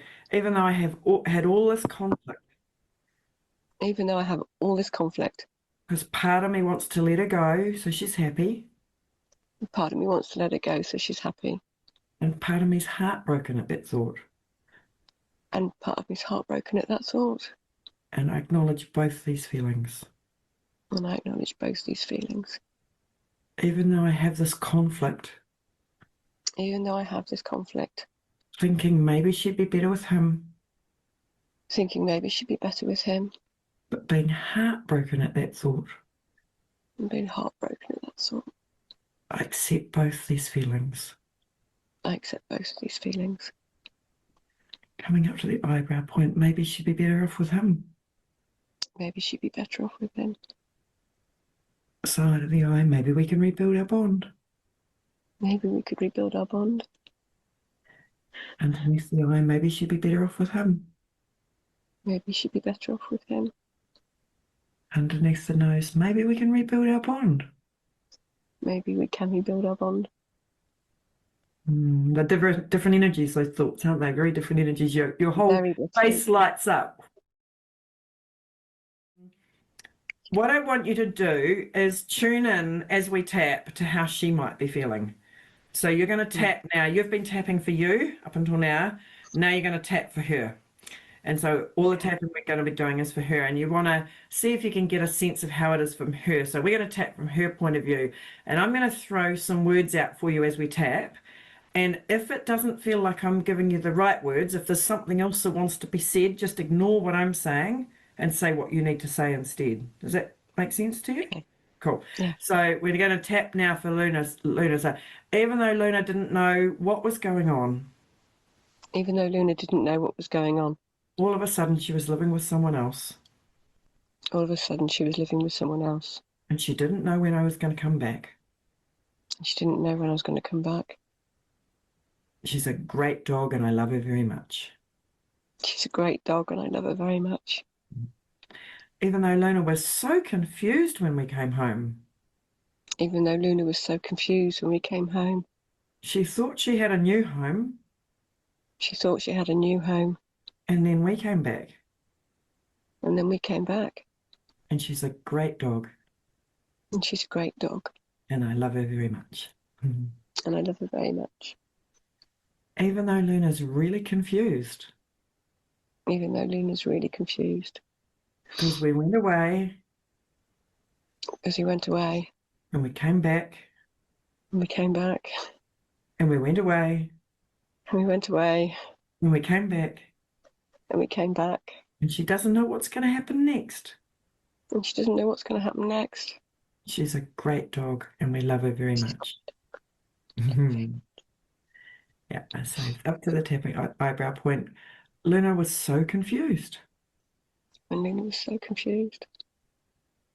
Side of the eye, she thought she had a new home. She thought she had a new home. Under the eye, and then we came back. Then we came back. Then we went away again. We went away again. And then we came back. And then we came back. And she's not sure what's happening next. And she's not sure what's happening next. Luna confused. Luna confused. Luna confused. Luna confused. Okay, just keep tapping, and I'm going to get you to just imagine you can talk to her. Just talk to her out loud as if she can really hear what you're saying. You might want to apologize to her. You might want to tell her how you feel. Just tap and tell her whatever comes. Tell her what you want her to know. I love you, Luna. And I'm sorry I let you down. And I'm sorry I went away. And I left you. And I didn't tell you what was going on. And you didn't understand. And I did it to you twice, and I'm sorry. Really sorry. And I love you loads. You're a brilliant girl. Mm. Tell her what He's you looking at want. me. Oh, tell her what you want for your relationship with her now. I want us to be really good friends. And I want us to have our trust again. And I want us to enjoy each other's company again. And have wonderful times together. And play together. And you And want have her that to bond know that again. you really want to bond, have that bond again. You really want that bond back again. Really do want that bond again, Luna. Yeah, I do. Yeah. Mm. Just take a breath and let it go.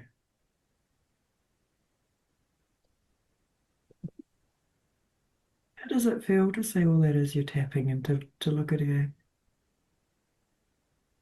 She looks like she's not taking her eyes off me. She's just staring at me. Yeah. And she Yeah. can feel it. She's, yeah, Yeah. I can hear it.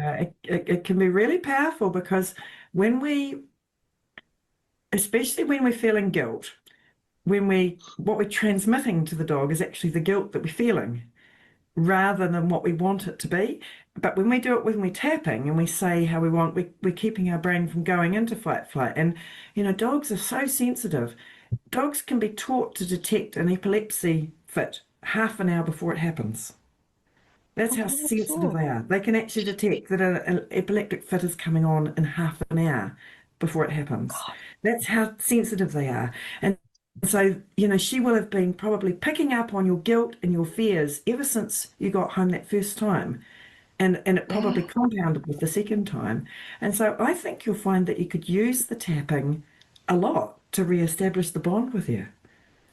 You yeah. could chat with her each day and say how you're feeling and any concerns that you have about what she's feeling and any confusion you think you might have or she might have.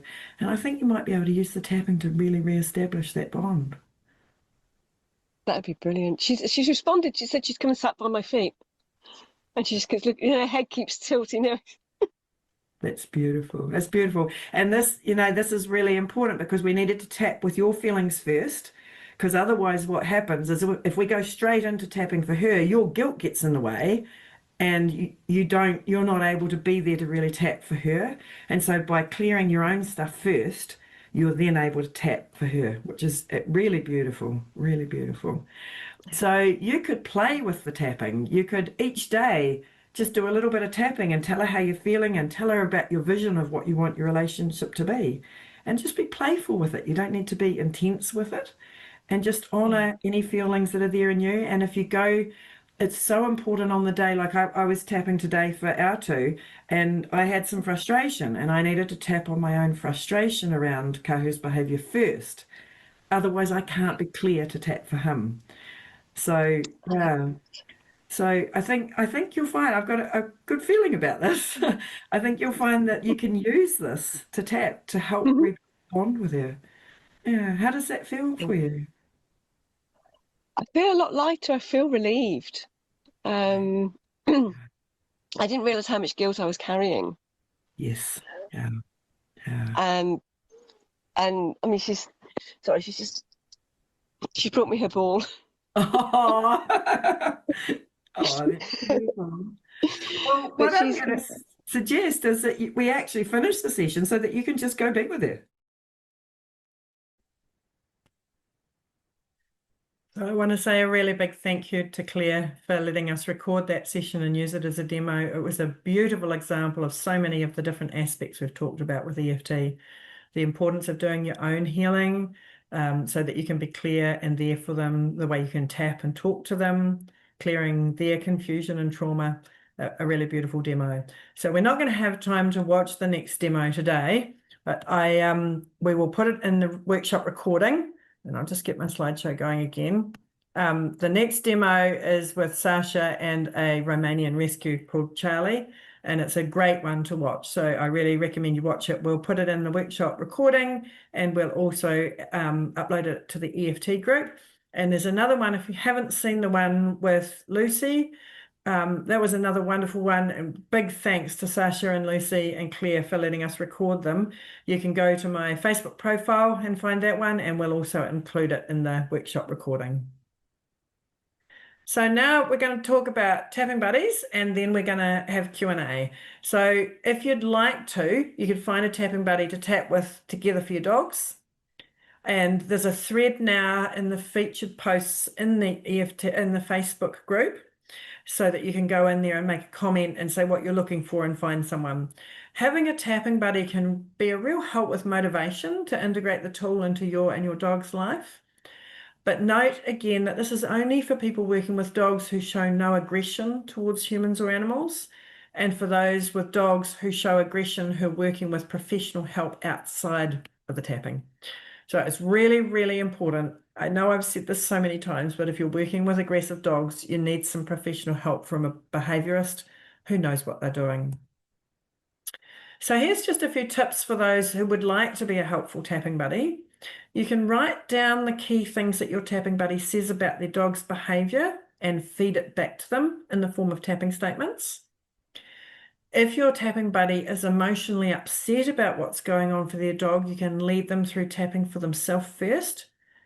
You can use the same format as with the surrogate tapping, but instead say, even though I accept all my feelings around this. And you might also find that rather than going straight into tapping, you just need to spend some time listening to your tapping buddy and reflecting back what they're saying empathically before they're even ready to tap, because we don't want the tool to get in the way of letting someone feel heard. And remember that if your buddy is dealing with an aggressive dog, they need to work with a professional to keep everyone safe. Be really mindful not to offer any advice to your tapping buddy. You're there to listen to their words and to help turn them into tapping phrases. And if your partner does offer you advice, you could just gently remind them to just reflect back your words with tapping phrases. Avoid the temptation to offer anything else other than their words and only reflect back their direct words, because their words are where the power is and how they're holding their issue. It's very precise and personal to them.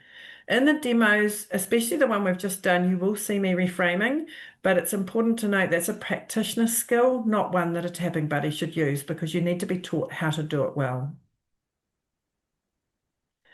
Observe caution with the testing phase and proceed slowly. You do not want to risk re-traumatizing either the dog or your tapping buddy. And if you're stuck with how to proceed, you can post in the EFT Tapping for Rescue Dogs Facebook group. And if I'll have time, I'll offer suggestions. Please note that I'm about to move house, and so I'm only going to have so much time to continue to put into this, but I will answer questions wherever I can. Jo, we can't see your screen. Oh, okay, thank you. I'm not sure what's happening, so I will just fix that.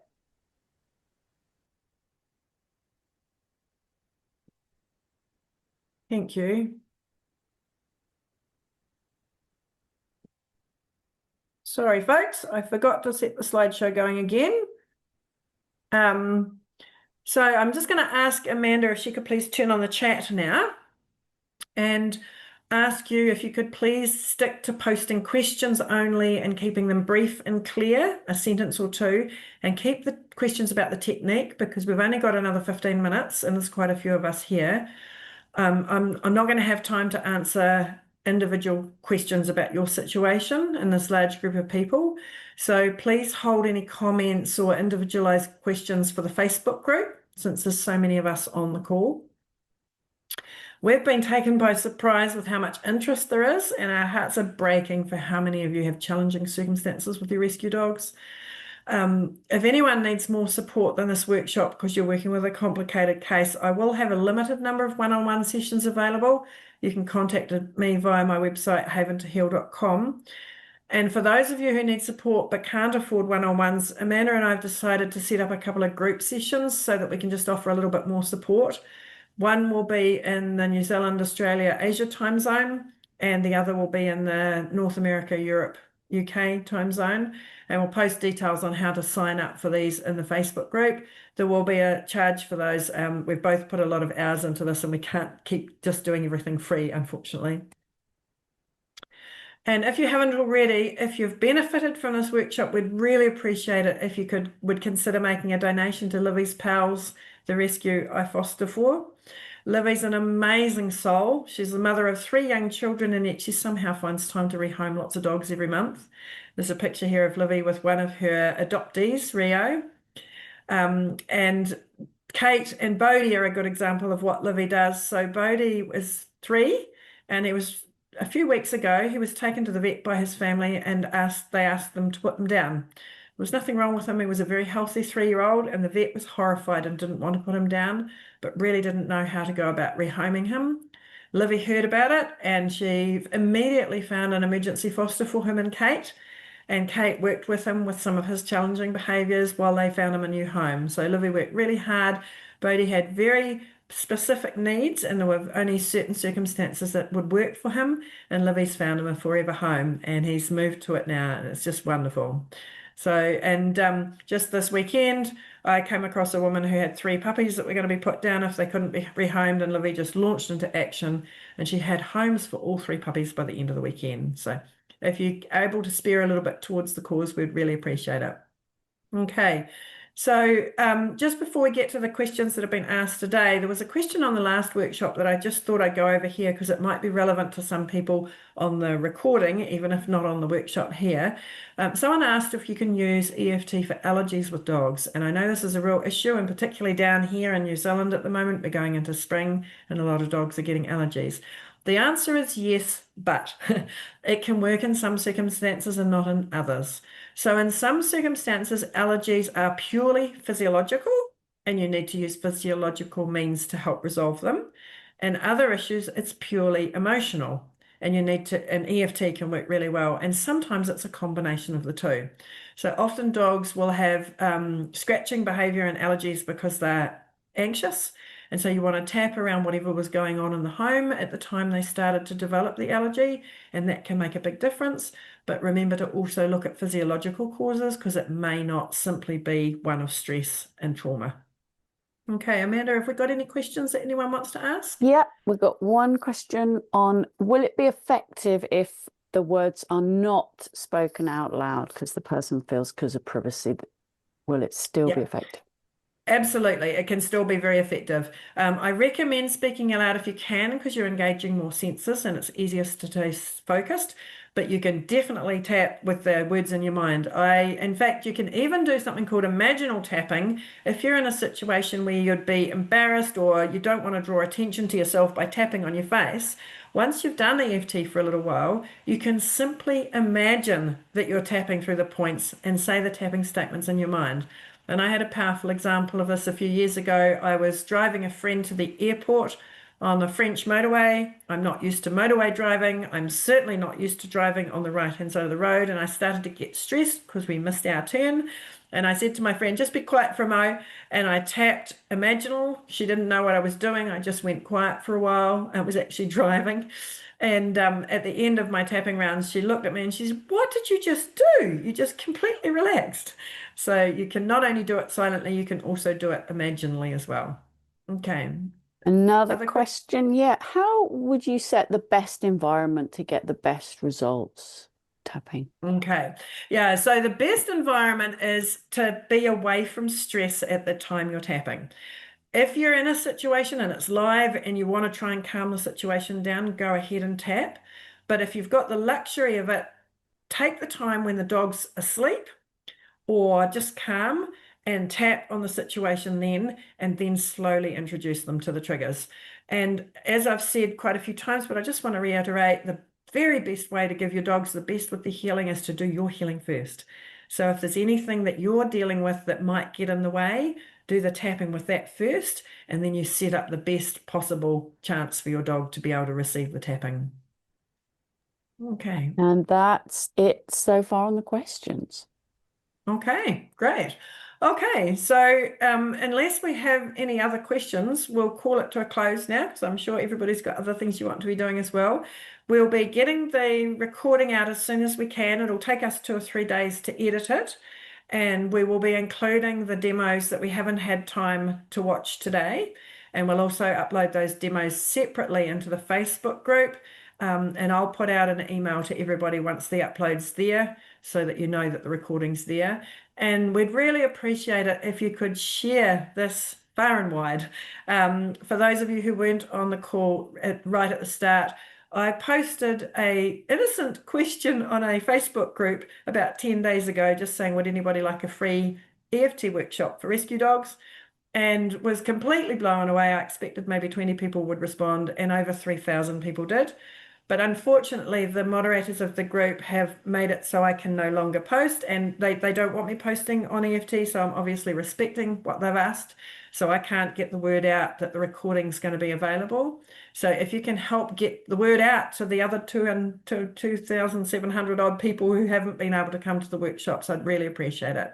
Amanda and I are really passionate about this, and we really want as many people as possible to learn. So just checking in, Amanda, are there any more questions? Yeah, one more question came in. Will we see the slides?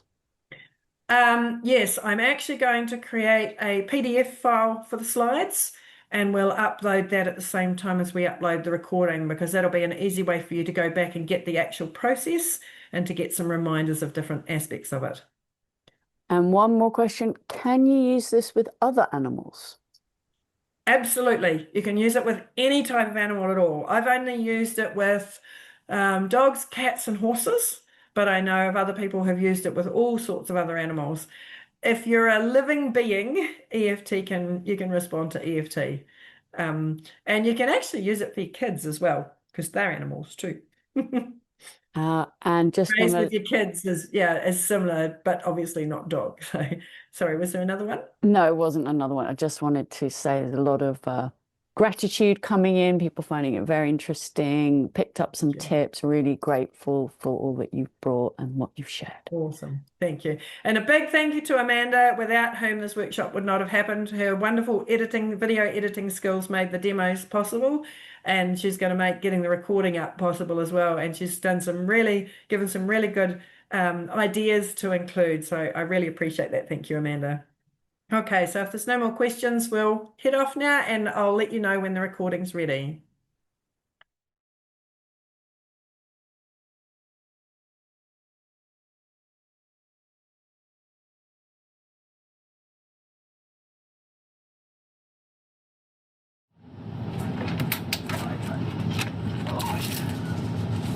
Hello, darling.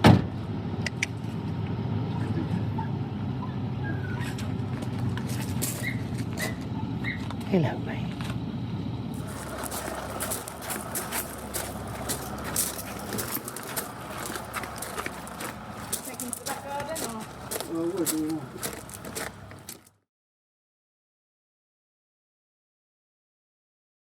Even though it was such a shock for Charlie.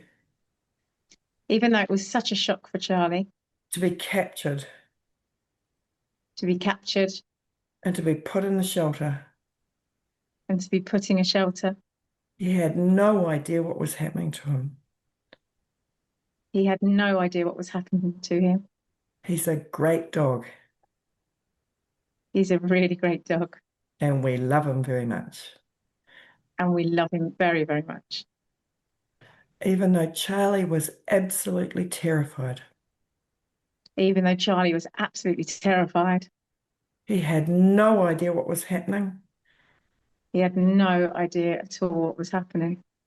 Or what was going to happen. Or what was going to happen. He's safe now. He's safe now. Yeah. Even though Charlie was absolutely petrified. Even though Charlie was absolutely petrified.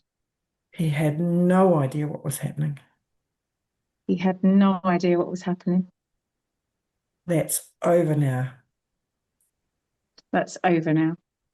And he's safe here with us. And he's safe here with us. Okay, coming up to the eyebrow point. Absolutely terrified. Absolutely terrified. Side of the eye. Charlie not knowing what was happening to him. Charlie not knowing what was happening to him.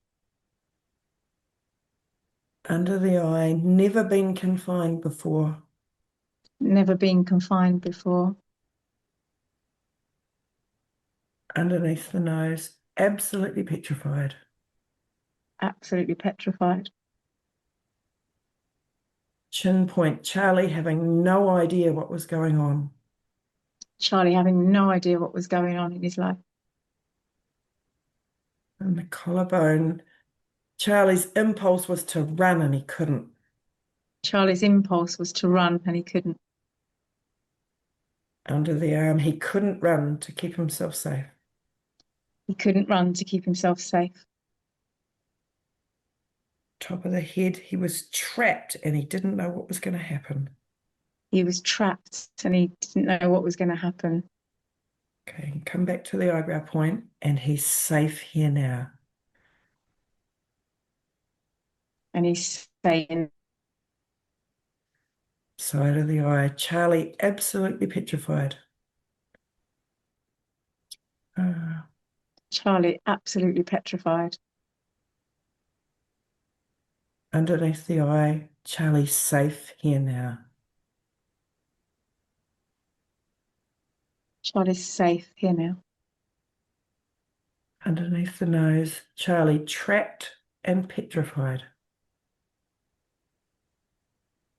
Charlie trapped and petrified.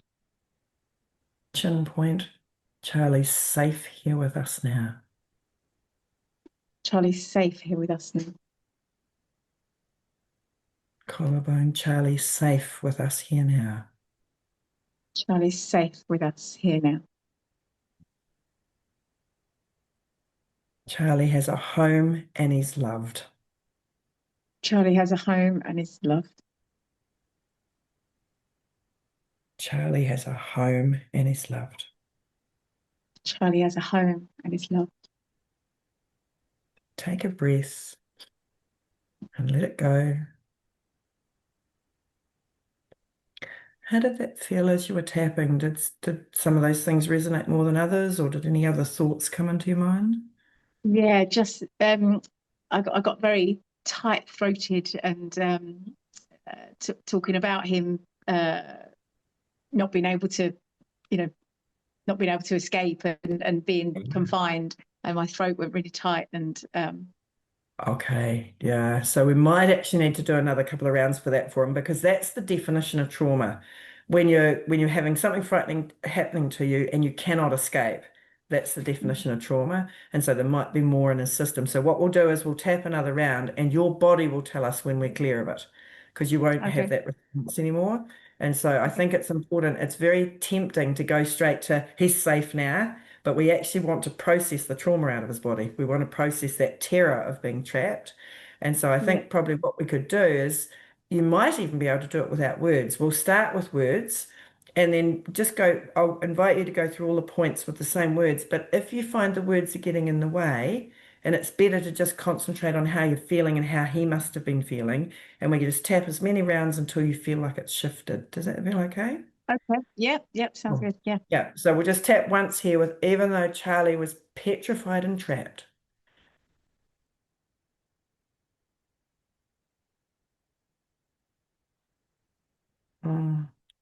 I've lost you.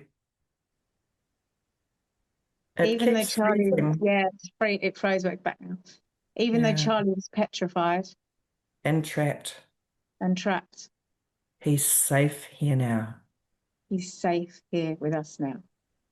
Okay, so coming up to the eyebrow points, Charlie trapped and petrified.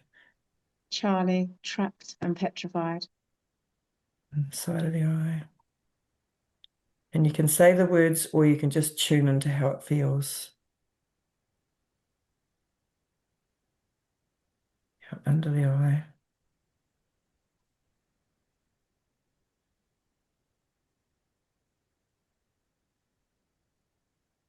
Under the nose.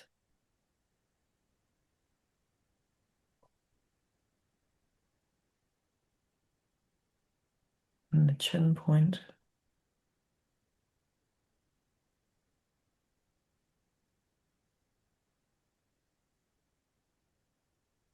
And the collarbone.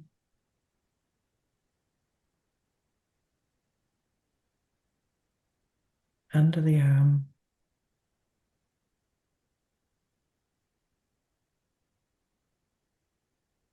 the top of the head. And if you feel the need to do another round, we can just go straight through the points again. If you feel like it's shifted, we can stop. No, it shifted that time. Oh, good. Great. So take a Yeah, breath and let it go. You felt it. That's great. Yeah, you're very in tune with him. It's great. You'll be able to tap for him very easily because you'll be very in tune with what he's experiencing. And so I think now we need to move, because that's the being trapped in the shelter.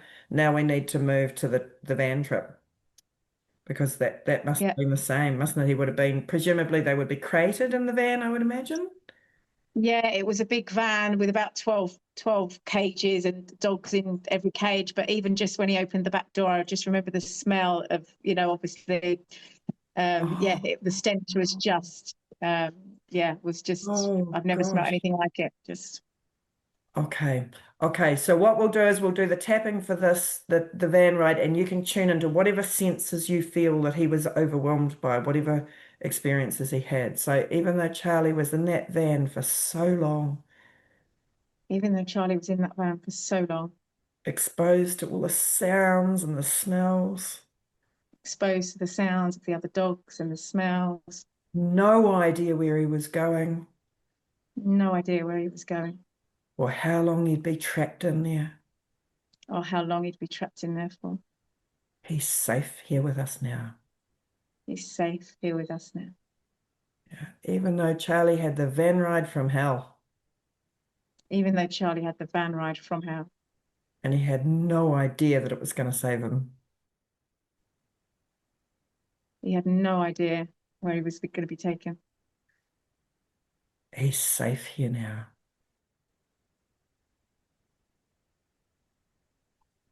He's safe here now with us. Yeah. Even though Charlie had the van ride from hell, Even though Charlie had the van ride from hell, it got him to his home with us here now. it got him to his home, to his safe place with us here now. Okay, so coming up to the eyebrow point, and you can say the van ride from hell or whatever you want to. You just go with whatever comes on each point. So Yeah, the van ride from hell on the side of with the the eye, heat, the yes, hot van, and the stenches, and the noises from the other dogs, underneath the eye, and the stop-offs at multiple places before he got to us. under the nose, Van ride from hell, chin point, he's safe here with us now. great, and collarbone point.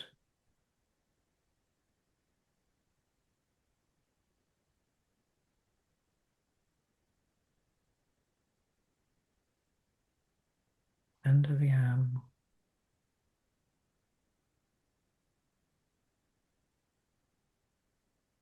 and the top of the head.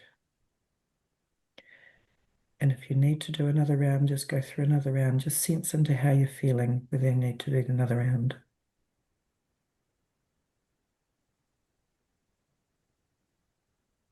Yeah, Yeah. Yeah. So just, and you don't even need words if you don't want. Use words if you want to, or just tune into the sensory overwhelm and the feeling of trapped, whatever's there.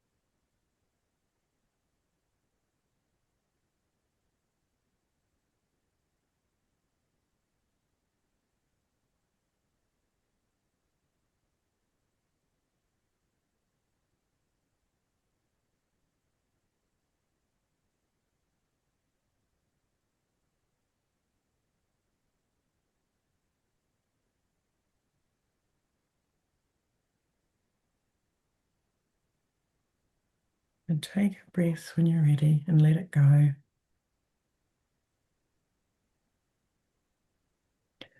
How did that feel? Did you notice changes as we were tapping or anything particular coming to mind? Yeah, no, I felt, I actually felt like I let it go the second as I went through the second time, but actually just felt lighter, like, you know, Beautiful. Beautiful. I seemed to open as opposed to, you know, Awesome. yeah, like I felt it's kind of release sort of thing. Oh, that's great. That's awesome. What's Charlie doing? He's literally, I think the first time when we was in, because I was mentioning his name, he was sort of sat up, but he's now chilled and just Oh, in good. his happy place in his mud. Oh, good. That's great. So I wonder whether we need to also tap on the state he was in when he arrived, because I watched your video and you know he was basically in shutdown, wasn't he? He was just absolutely shut down. So shall we see if we would just tap and see if there's anything left? You'll get a sense from your body whether there's still more to tap with that. Yeah, okay. Okay. Even though when Charlie arrived here, Even though when Charlie arrived here, he was completely overwhelmed, he was completely overwhelmed, totally dazed, totally dazed, no idea what was happening, no idea what was happening, just blank. and didn't yet know that he was safe. He didn't yet know that he was safe. He's safe now. He's safe now. Even though Charlie arrived in such a terrible state, Even though Charlie arrived in such a terrible state, he's safe and loved here now. he's safe and loved here now. Even though Charlie arrived in that terrible state, Even though Charlie arrived in that terrible state, he couldn't even walk. We had to carry him in.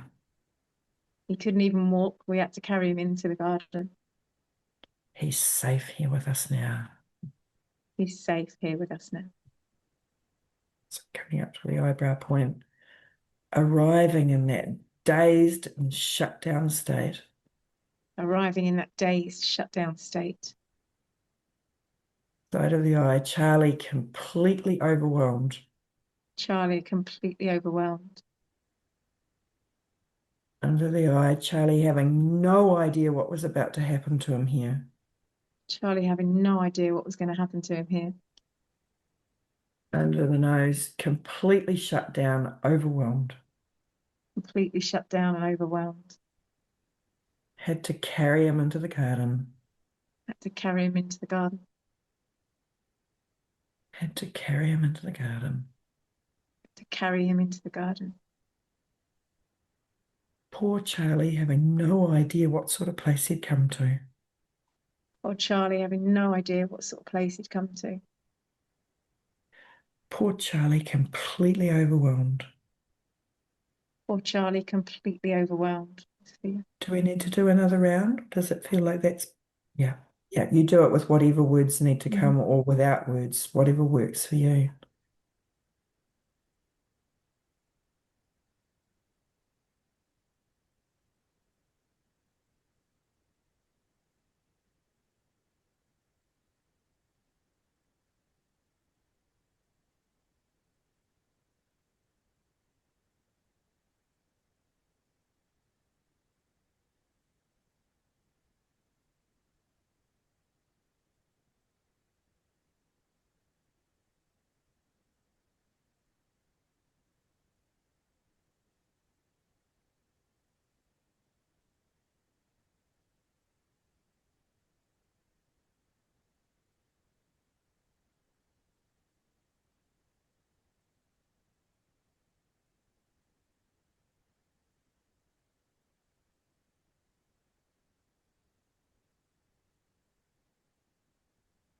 When you're ready, take a breath and let it go.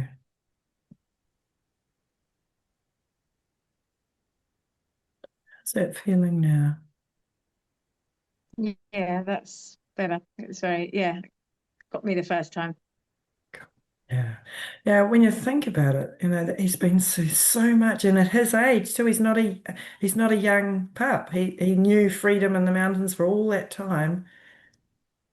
And yeah, it's a lot of trauma to be in a system. And so what I'd like to invite you to do now, if it feels good, is it often is really nice to tap while you're talking to him, as if he can hear everything that you're saying, as if he understands it, and tell him how you feel about what he's been through and how much you love him and how safe he is now as you tap, and just go with whatever flows. Does that feel like it might be good? Yeah. I talk to him all the time, so it'd be nice to do it Cool. while tapping. Yeah. Awesome. So you don't need the side of the hand one. You can just start up here and just talk, and you can do it out loud or you can do it internally, whatever you feel most comfortable with, and just pour your heart out to him and tell him everything and tell him how safe he is now at the end. Yeah. Oh, Charlie, everything you've been through is just so massive, and we understand what you've been through. We've seen the trauma that it's caused in your life, in every movement, every sound, every second that since we've had you. And we're just so happy to have you here. We chose you, you chose us, and we were destined to go through this journey together. You are so loved, and just so just the overwhelming love that we have for you, the unconditional love that we have for you already in just such a short time from the day one, really. And we just I just hope we're doing everything to make you feel safe. I think we are, because you're coming on so much every day. There's improvement, and every day you just surprise us with new things, and we think that's because you're feeling safer every day and feeling the love. And it's just we're so happy and so thankful to have you here with us on this journey. Beautiful. Thank you to Charlie. We love you. And you're safe now. You're safe now. Yeah.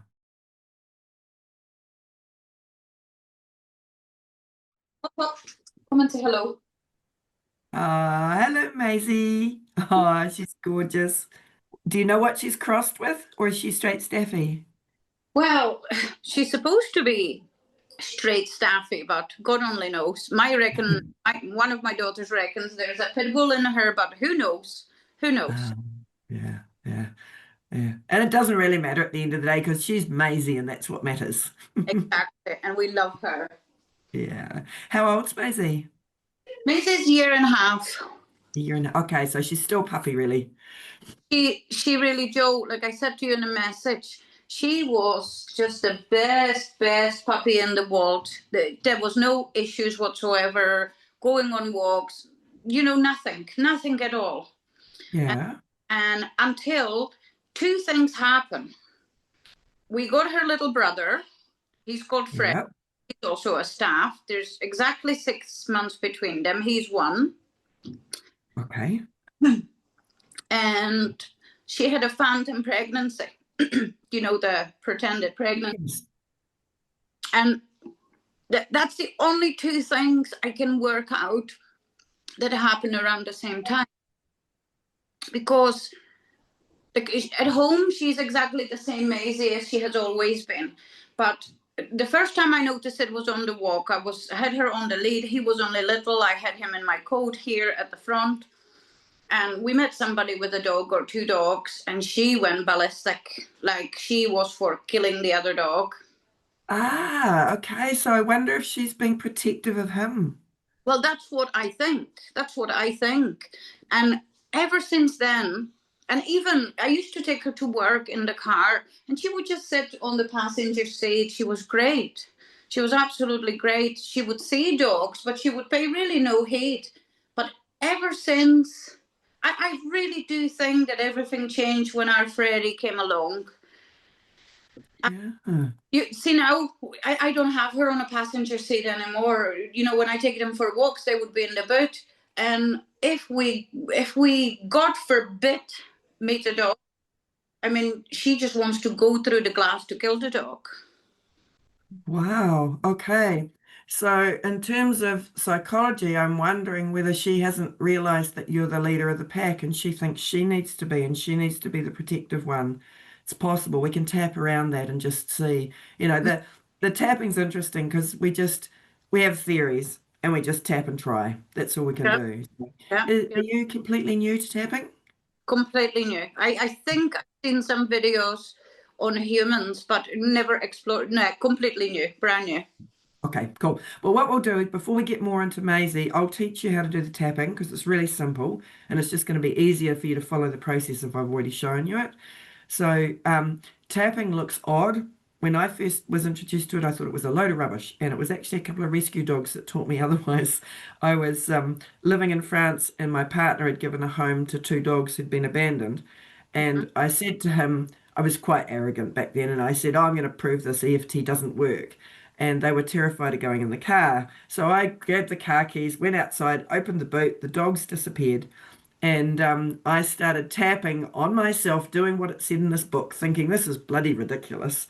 And the next minute, one of the dogs was in the car. And so that's when I started to realize I needed to stop trying to prove it didn't work and start learning about it. So it does look strange. So the first tapping point is on the side of the hand, and you can use either hand. It doesn't matter which way round. So you use two fingers on one hand to tap on the other hand. On And the on there, the bit. on Yep, there. on that bit there. Yep, that's it. And you want to tap fairly steady and gentle. You don't want to be tapping really hard. Fairly steady and gentle. Then the next point is on the inside end of either eyebrow. So it doesn't matter which one, or you can do both at once, whatever Okay. you prefer. Some people like tapping with both, some people like tapping with one. Okay. What we're doing is we're actually sending neurochemicals to the amygdala in the brain, which is the fight flight center, which is calming that down. That's what they've actually discovered, how EFT actually works. So then the next one's on the side of the eye, on the bone, out from the side of the eye. Yep, that's it. And then underneath the eye on the bone, I'm just going to take my jersey off because I'm having a hot flash. God help. See, when you the bone, do you mean the bone of the Yes. head? Yeah. Yeah, and so if you're looking straight ahead, it's right underneath your pupil if you're Yeah. looking straight ahead. So it's in Okay. the center. That's it. Yep. So these are all actually known acupuncture points. So, and then the nose point, your finger sort of goes to it. It's like a little indent underneath your nose. Yep. And then the chin point's the same. Your fingers sort of just go there to the natural little crease. Yep, that's it. And then the collarbone point is a bit precise. So instead of trying to find it precisely, I use all my fingertips and I just tap around underneath the collarbone. So you want to find your collarbone and just be tapping underneath that. And you don't have to be on the skin. You can be on over On top the of the clothes. yeah. Yeah, it's fine. Then the next one, you put one hand on the shoulder and tap underneath the arm on the other hand. So it's, yeah, on the side of your body. That's it. Perfect. You're actually using your whole hand to do that one. And the last one is you use all your fingertips around the top of your head. On the crown. Yep, up on the highest point. That's it.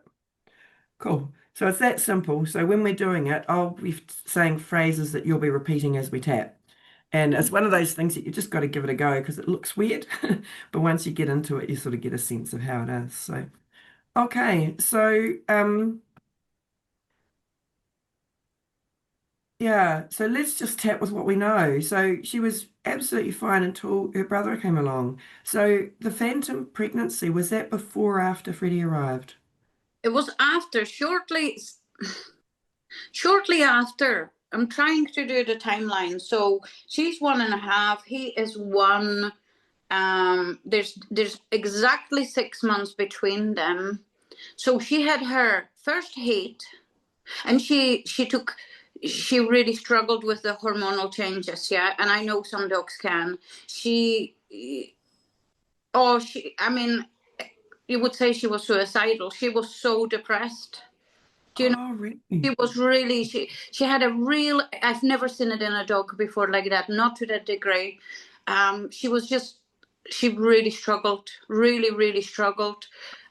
So we got through the heat. I'm trying to think. Did she have a hit when Freddie was here or before? Can't remember. I'm so bad with Yeah. time. So No, you don't remember details like that. It's So okay. she had the heat, and then very shortly after, maybe about 2-3 weeks after, she had the phantom pregnancy. And I'm trying to think what made me actually take her to the vet. I would have to check with my daughter. She's far better. And can you think back to that time when she had the phantom pregnancy? Was Freddie around then? Yes, he was. Yes, he was. Which I naturally thought, she thinks she's his mommy, like she's doing the mommy thing. If she just went through all those hormonal changes, there is this wee dog, she's naturally being mommy, nurturing, doing all of these things. Yes. Cannot remember for the life of me how it was manifesting. She got really cranky. Like, oh, there we go. There, yeah. She got really cranky for like no reason. Not with us, never. She never displayed no aggression to any humans or anything, thank God. But she was just cranky. She was really cranky. And I remember was something else. Oh yeah, her breasts, obviously, her whole, all of them filled up. Okay. And I knew 100% she couldn't have been pregnant. But I took her to the vet, explained she wasn't gathering, because the vet wanted to know if she's gathering her wee toys and things and being like, nesting. And she didn't. Yep. She did it a bit, but not so much. It definitely was, her boobs have filled up and she became cranky, like extra cranky. So when you say she's cranky but not with you, do you mean she was cranky with Freddie or? She was definitely cranky with him, and she just, with our Maisie, she is I call her, psycho Maisie, moody, Maisie. You just know about her that she's not settled, Yeah. not And settled. that's really just been since that phantom pregnancy or since she went through the hormonal changes. I actually think, the first heat and then the phantom pregnancy, that is far more logical to me now rather than Freddie, because she loved Freddie. I mean, I remember we brought Freddie home and her very first reaction to him wasn't positive, and I just thought, Jesus Christ, what have we done? Yeah. But within a very short period of time, she had a good sniff. She got really excited. She was so excited. She was breathing really heavy. For the rest of the evening, she was like super, super excited. But she loved him. And even now, they are the best buddies. They fight a bit out. You have two staffs. They murder. Siblings. Siblings. You're always going to get a bit of fighting. Yeah. They murder each other day in, day out. But you other. You do. Yeah, that's right. Okay, let's just do some tapping and see what comes. So what we do when we tap for animals is you just want to be open to any intuitive stuff that comes. So if we're tapping and I say something and it doesn't feel right, you say what feels right instead of what I'm saying. And sometimes when we're tapping, we'll start to see connections. Like yesterday, I was tapping on a problem that I'm having with Sandy Girl and Kahu, the two that we've just recently adopted. And as I tapped, I suddenly realized, oh my gosh, she doesn't know her place in the pack. And that was what the issue was. And going into the tapping, I didn't know that. But somehow when we're tapping and we're keeping our amygdala calm, it's like insights can flow. It opens the channel. Yeah. Absolutely. Absolutely. So if I make a statement that doesn't feel right, you just change it and say what feels right. And are we now tapping on Maisie? We're tapping on you. So we're tapping on you, intending for it to be for her. Okay. Yeah. Okay. And we don't really understand how it works. We just know that I've just seen it. So, yeah, good. So Great. I am open-minded. I like weird stuff. I'm all ears. This will be perfect for you. Okay, so you're just going to tap as I am and repeat after me. So even though Maisie really struggled with the hormonal changes. Even though Maisie really struggled with the hormonal changes. And she just hasn't been the same since. And she hasn't been the same since. She's a great dog. She's a great dog. And we love her very much. And we love her very much. Even though she's psycho Maisie. Even though she is a psycho amazing. She's a great dog. She is a great dog.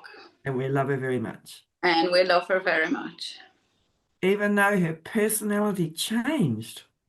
Even though her personality changed. And she started barking at everything. And she started barking at everything, at other dogs.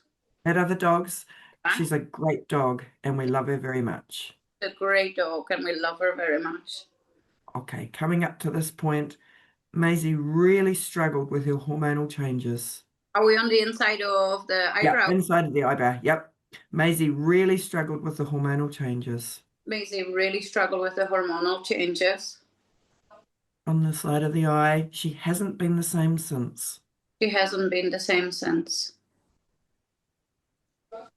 Underneath the eye, psycho Maisie. Psycho Maisie. Our psycho Maisie. Our psycho Maisie. Under the nose, barking at other dogs. Barking at other dogs. Lounging at other dogs. Ah, yeah. And the chin point, can't have her near other dogs. Can't have her near other dogs. Collarbone point, she really changed after the hormonal changes. She really changed after the hormonal changes. I am getting calmer. God, I love this. Thank you, Joe. Oh, you're great. It's amazing, isn't it? It's so bizarre. Yeah. And then under the arm, she was really cranky. She was really cranky. Top of the head, cranky Maisie. Cranky Maisie. Okay, take a breath and let it go. Yeah, it's interesting the effect that it has, isn't it? It really is having a strong effect in the brain. So I went to initial, we started and I just was, I was just flooded with the self-consciousness. Yeah, just like really self-conscious. And then I just kind of whooshed it away. And then I just felt lovely. Oh, that was just so lovely. good for you. That's great. That's awesome that you wished away the self-consciousness and then you're able to just get in and because when we're tapping, especially when we're tapping for dogs, but even for ourselves, we really want to get out of the way and just let it flow. We just want to let the magic happen. So, okay. So were there any thoughts coming in about the whole situation with Maisie or any insights or any feeling of where we need to tap next? A bit about the psycho Maisie. I wonder if I am reinforcing it. Like we say it as a joke, yeah, obviously. Yeah. It's a joke. Me and my two daughters. It's that's our psycho Maisie, and Freddie, he's a little menace because he's 1 year old male. He's typical, he's bonkers. That's just comes with the territory. But I just, as we were repeating it, as we were repeating psycho Maisie, kind of felt if I was reinforcing it by even just joking about it, because she is.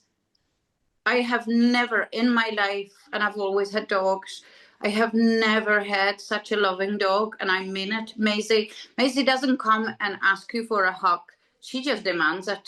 You could be reading a book, you could be on the phone, you could be distracted in any other way. When she wants a hug, she comes. She pushes out of the road, whatever needs to be pushed. She puts her two paws here, and she presses her heart against my heart.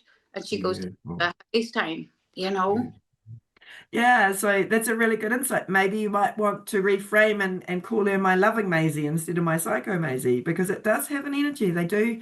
You're right. And I noticed when I had that reaction when I first read your PM that you sent me. When you mentioned, I thought, oh, I wonder if there's a little bit, because Maisie will be very, very sensitive and in tune with you. And she may be picking that up. So that's a good insight. Yeah. So okay, so she's a super loving dog. Yeah. So let's do a little bit more tapping around. Actually, are there incidents? Can you think of any particular incidents that come to mind of when she was really bad with another dog? Because sometimes when we've got a specific incident, it's good to tap on that.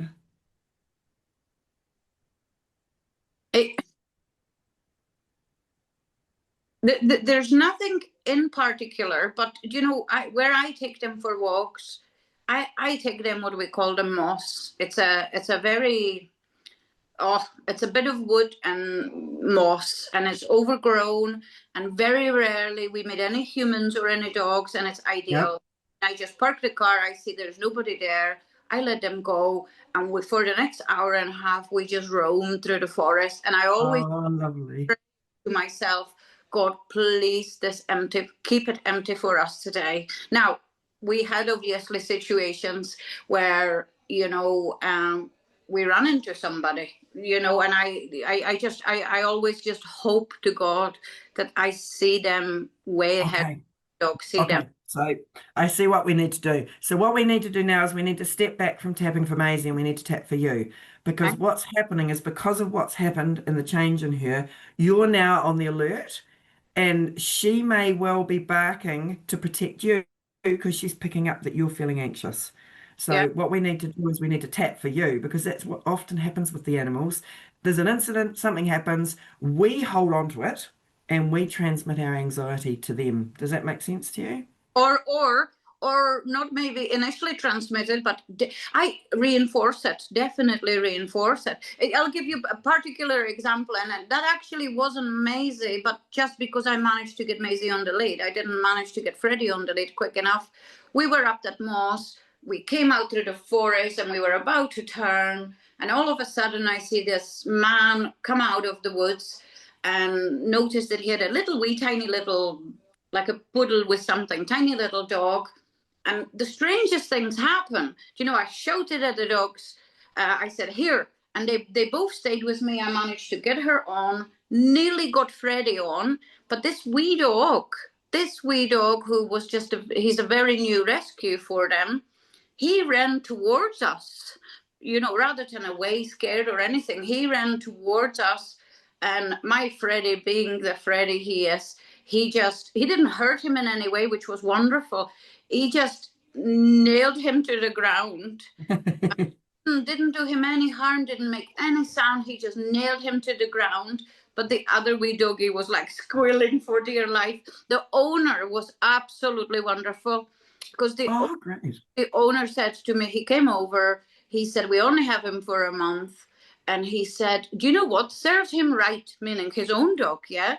He said, ever since we got him, he runs towards dogs. And obviously not always he's met with pleasantries. Yeah, so it was good. Look, Joe, I completely agree. That I am like, I don't want to feel that way. But then at the same time, especially given their breeds, their bad reputation, yeah, I can't afford, and I don't know what it is like with you there, but here definitely, I cannot. People see us sometimes, and I mean, you see people bloody crossing the road, idiots. Yeah, like the dog is going to chew their legs off or eat their child.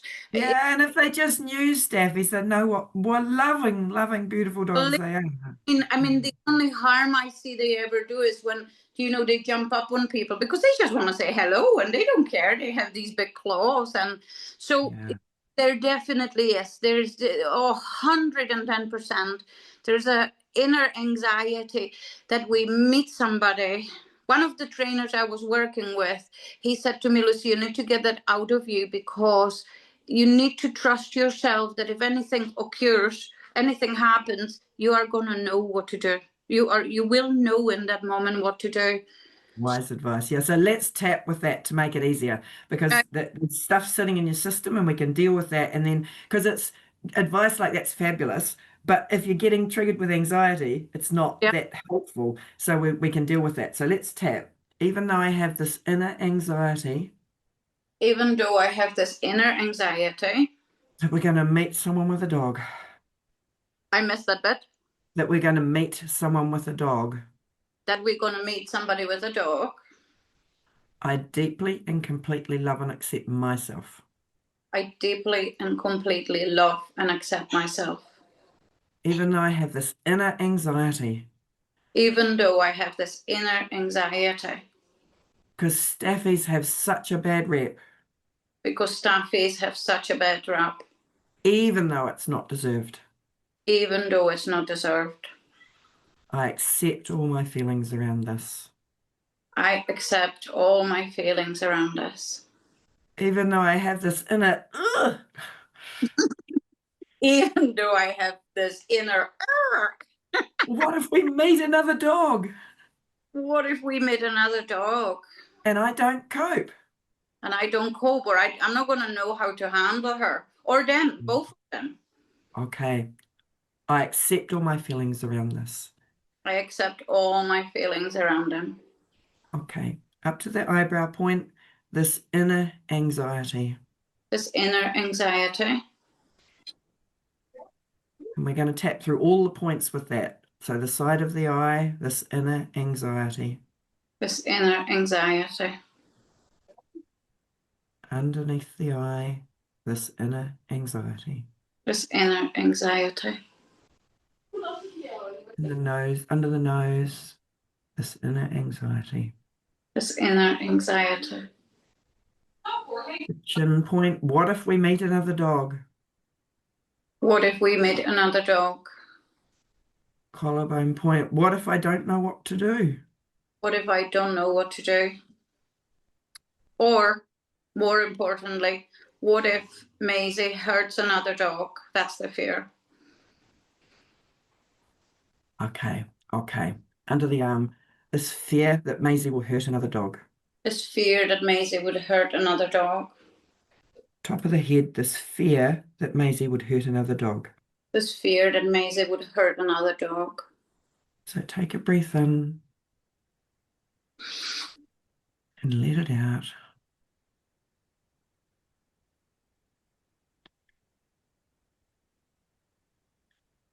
So is that fear warranted or unwarranted? Is there evidence that that could happen?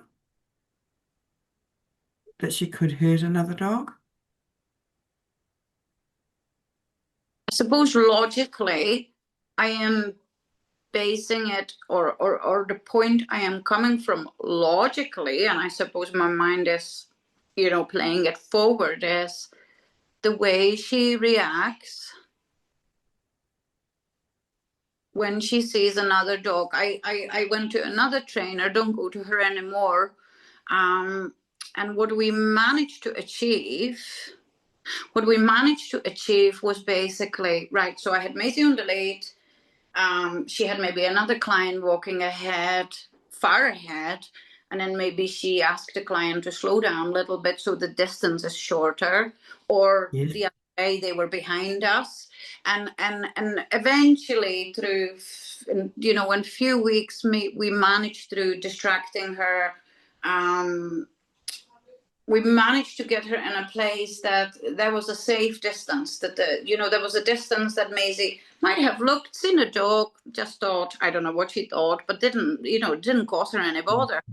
Yeah. But when we came closer, when the distance was shorter, she was barking and lounging. So, okay. Do you know anyone else with dogs that you could that could help you with this?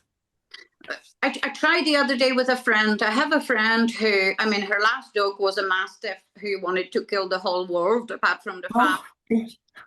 Yes. She just, Deidre totally understands those struggles. So we talk about it. She has it's a cocker, some sort of spaniel, and the other one is a beagle with 3 legs. Lovely, lovely dog. And we talked about it first. And then we met at a different place again, nice and quiet place. I took my dogs out of the car with the leads on. She took her dogs from the car. There was a bit of a distance between us. And see, this is the point when it's really bloody hard to hold the dogs, because, my dogs are strong. They are strong. Fred's there, I think there's more power, he's strong. But I managed to hold them. They were both going ballistic. Freddie, I know 100% he is copying his big sister. I am totally sure that he is copying he's seeing all sorts of behaviors, and he thinks I'm going to be acting exactly the same way because she's showing me. Because it's not in him. I can see it. It's not, he's not fearful. He's not anxious dog. He's copying her behavior. Okay, so what you could do is you could do some tapping for her over time. just things along the lines of, even though Maisie feels like she has to protect me, you can just guess, and you can just tap on different things, like, yeah, sorry. Joe, can I say something? And it's maybe proving the point that Maisie is protecting me all the time. Yeah. And it was something we discovered very recently. Maisie hates the Hoover, right? Ah, okay. But however, and this is really interesting, and we only discovered it really by chance. Yeah. So one of my daughters, Sophie, I was cooking something in the kitchen or washing the dishes, and she's going around with this Hoover, and the two dogs are around her. The odd time she just tells them, get out of my road, but everything is okay. And I noticed that, and I looked over. I can't do that. See, when I hoover, I need to put them out at the back, or I'll put them in the living room and I can do the rest of the house, because Maisie will literally attack the hoover, bite at the hoover, right? Oh, wow. Okay. He was not doing, Freddie, he's just scared. He's a big coward. But Yep. Sophie said, Mommy, I can always do this. It must be just you, because you are around. So Interesting. she So was I wonder, yeah, she's trying to protect you. So we could try tapping with things like, even though Maisie thinks she has to be the leader of the pack and she thinks she has to protect me. Does that resonate for you? very much so, very much so. Yeah. And also, if we could tap with the intentions of, for me to have the confidence to be the leader of the pack, that it's okay, like that she can relax, because I will take care of whatever comes our way. Yeah, me as leader of the pack. That's exactly it. Let's tap. Okay. Even though Maisie thinks Even though Maisie thinks that she has to be the leader of the pack that she has to be the leader of the pack and to protect me and Freddie, and to protect me and Freddie, she's a great dog she's a great dog and we love her very much. and we love her very much. Even though Maisie doesn't have confidence Even though Maisie doesn't have confidence in me as the leader of the pack, in me as the leader of the pack, she's a great dog she's a great dog and I love her very much. I love her very much. Okay, coming up to the eyebrow point, Maisie thinks she needs to protect me. Maisie thinks she needs to protect me. Side of the eye, she even needs to protect me from the Hoover. She even needs to protect me from the Hoover. Underneath the eye, she has no confidence in me as leader of the pack. That is so true. She has no confidence in me as the leader of the pack. Okay, let's do that again. And the next point, under the nose, Maisie has no confidence in me as the leader of the pack. Maisie has no confidence in me as the leader of the pack. And the chin point, the same thing. Maisie has no confidence in me as the leader of the pack. Maisie has no confidence in me as the leader of the pack. So just as you're tapping on the collarbone point, do you have confidence in you as the leader of the pack? Not fully. Okay. I got a wee download. I think there might be a thing. A wee download just arrived. Okay, let's stop tapping and hear that. Right. I'm not terribly long out of a relationship I was in, and from the very start, I brought, whenever we got our Maisie, on our way home, we stopped at who is my now ex-partner, and from the very moment she met him, she was in love. He was always, and I mean, I had to work through some quite severe jealousy, because I got myself a dog and the wee shite loved him the most, yeah. But I actually managed to work through the jealousy to a point of understanding and acceptance, that I just enjoy that love. I watch that love. you know. Well done. That's awesome. I know. So I was never her favorite. I was always the second. Well, my daughter would tell me I'm her third favorite person, but I reckon I'm just. Um, he was to her. He was always the favorite person. Therefore, to me, the leader. Okay. And Okay. as if I didn't even get the chance. That just happened instantly. You know, she chose him, not me. Okay. It's Tap. Yeah. Even though I didn't get the chance Even I didn't get the chance to be the leader of the pack from the start, to be the leader of the pack from the start, I accept all my feelings around this. I accept all my feelings around us. Even though Maisie loved him from the start Even though Maisie loved him from the start and I didn't have a chance, and I didn't have a chance, I love and accept myself. I love and accept myself. Even though Maisie saw him as the leader of the pack, Even though Maisie saw him as the leader of the pack, the truth is the truth is that I'm the leader of the pack now. that I am the leader of the pack right now. And I'm capable of playing that role. And I am capable of playing the role, that role. Okay, coming up to the eyebrow point. Maisie fell in love with him at first sight. Maisie fell in love with him at first sight. Side of the eye, he became her leader of the pack. He became her leader of the pack. Under the eye, I didn't have a chance. I didn't have a chance. Under the nose, but he's not here now. But he's not here now. Chin point, and I can be the confident leader of the pack. And I can be the confident leader of the pack. Collarbone point, I can grow into this role. I can grow into this role. Underneath the arm, Maisie can learn to trust me. Maisie can learn to trust me. Top of the head, I can learn to trust me. I can learn to trust me. Okay, take a breath. How did that feel, the idea that you can learn to trust yourself as the leader of the pack? That whole last tapping process felt so empowering. And as we go on through the different rounds, I feel calmer and calmer. And oh, I love that. Yeah, I think tapping is going to be my new favorite thing. That's great.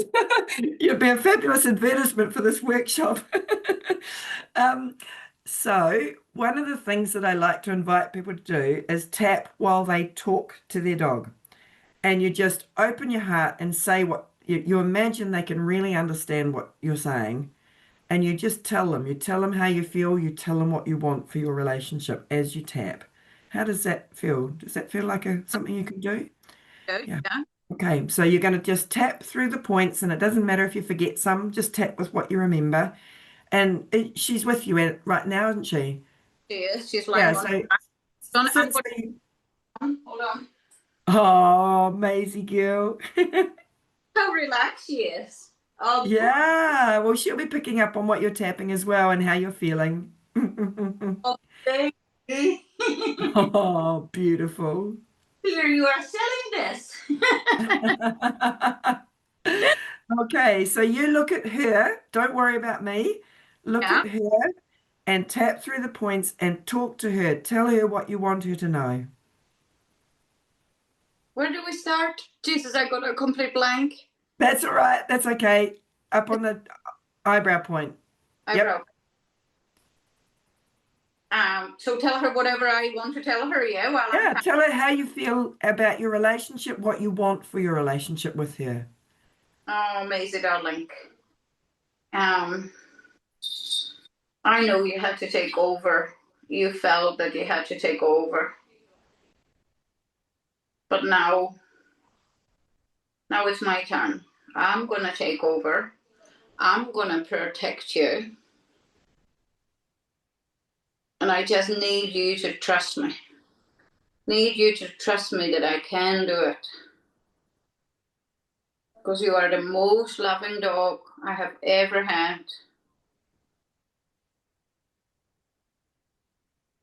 And I need you to be safe around others, for them.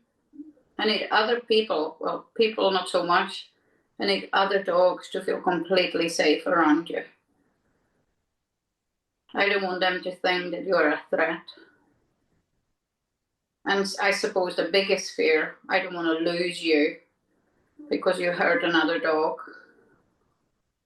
That's my biggest fear. And I love you, Mumu. You are the best girl ever, darling. And I can feel the tears coming into my eyes as I'm saying those words. Yeah, Maisie, I need you to trust me. Trust me. And I will trust you. But you need to stop feeling like you have to be the leader. Because Mommy's going to take over from now on. Beautiful. Talk about feeling self-conscious. This was like a pure exercise, isn't it? It's beautiful though. And what you can do is over the next few days, you can tap and talk to her. And I would, you know, you want to be very careful. You've still got to be very careful because you don't know what effect it's going to have with her. But see if you can maybe even set up a session with a friend with a dog that you can actually tap for her as you approach the other dog. And tap to help, you know, so that you can tap for yourself to stay calm and to transmit to her, it's okay, I can protect you, I've got this. It's okay, I can protect you, I've got this. Because the more you can be confident, the less that she will need to feel the need to protect you. Mm-hmm. Yeah, Mm-hmm. and you may find with this tapping session that you grow an awareness of where you are starting to go into a sort of rather than that, I got this, we're okay, we're calm, I've got this, Maisie, you don't need to protect me. Mm-hmm. Does that make sense to you? Perfect sense, Joe. I know you are here. Oh, Beautiful. she has loved this whole thing. She just so calm. And you know what's really interesting? The girls are my two girls, and Freddie's over there in the kitchen. They are just having dinner, and she's hearing all the cutlery hitting the plates and stuff, which normally would be like a great interest to her. And yet she's here with us. The cat is sleeping on the windowsill there, and she's completely chilled. And yet she knows ham is being served next door. You know? Wow, that shows how powerful EFT is, eh? That's awesome. Well, you can play with it. You've got it as a tool now. You can play with it and you'll learn more at the workshop, but you've got the basic tools. It's that simple. It really is that simple. And do it, you know, one of the methods I teach is they talk about a resilience bucket where your nervous system, like if you don't reduce the stresses, it just fills up like a bucket and it'll overflow. And tapping helps to reduce the level of the nervous system stress in the bucket. So you can tap for you and Maisie every day. Just spend a bit of time bonding together through the tapping and just keep both your nervous system and your concerns down. And then you'll find it's very different when you go out into the world. And Joe, do you always tap on yourself, or you ever tap on the dogs as well? Or just I've never tapped on the dogs. I don't know where the acupuncture points are on the dogs. And I only ever tap on me because my very first introduction was with those dogs and it was so successful. And I saw how powerful it was. And I think there's something about tapping on ourselves for them. It's yeah, there's something beautiful and magical about it. Joe, thank God for you. That's all I can say, and I mean it from the bottom of my. I'm just so glad I seen your post. I'm so glad I reached out to you, even I knew you couldn't respond to all the. Thank you.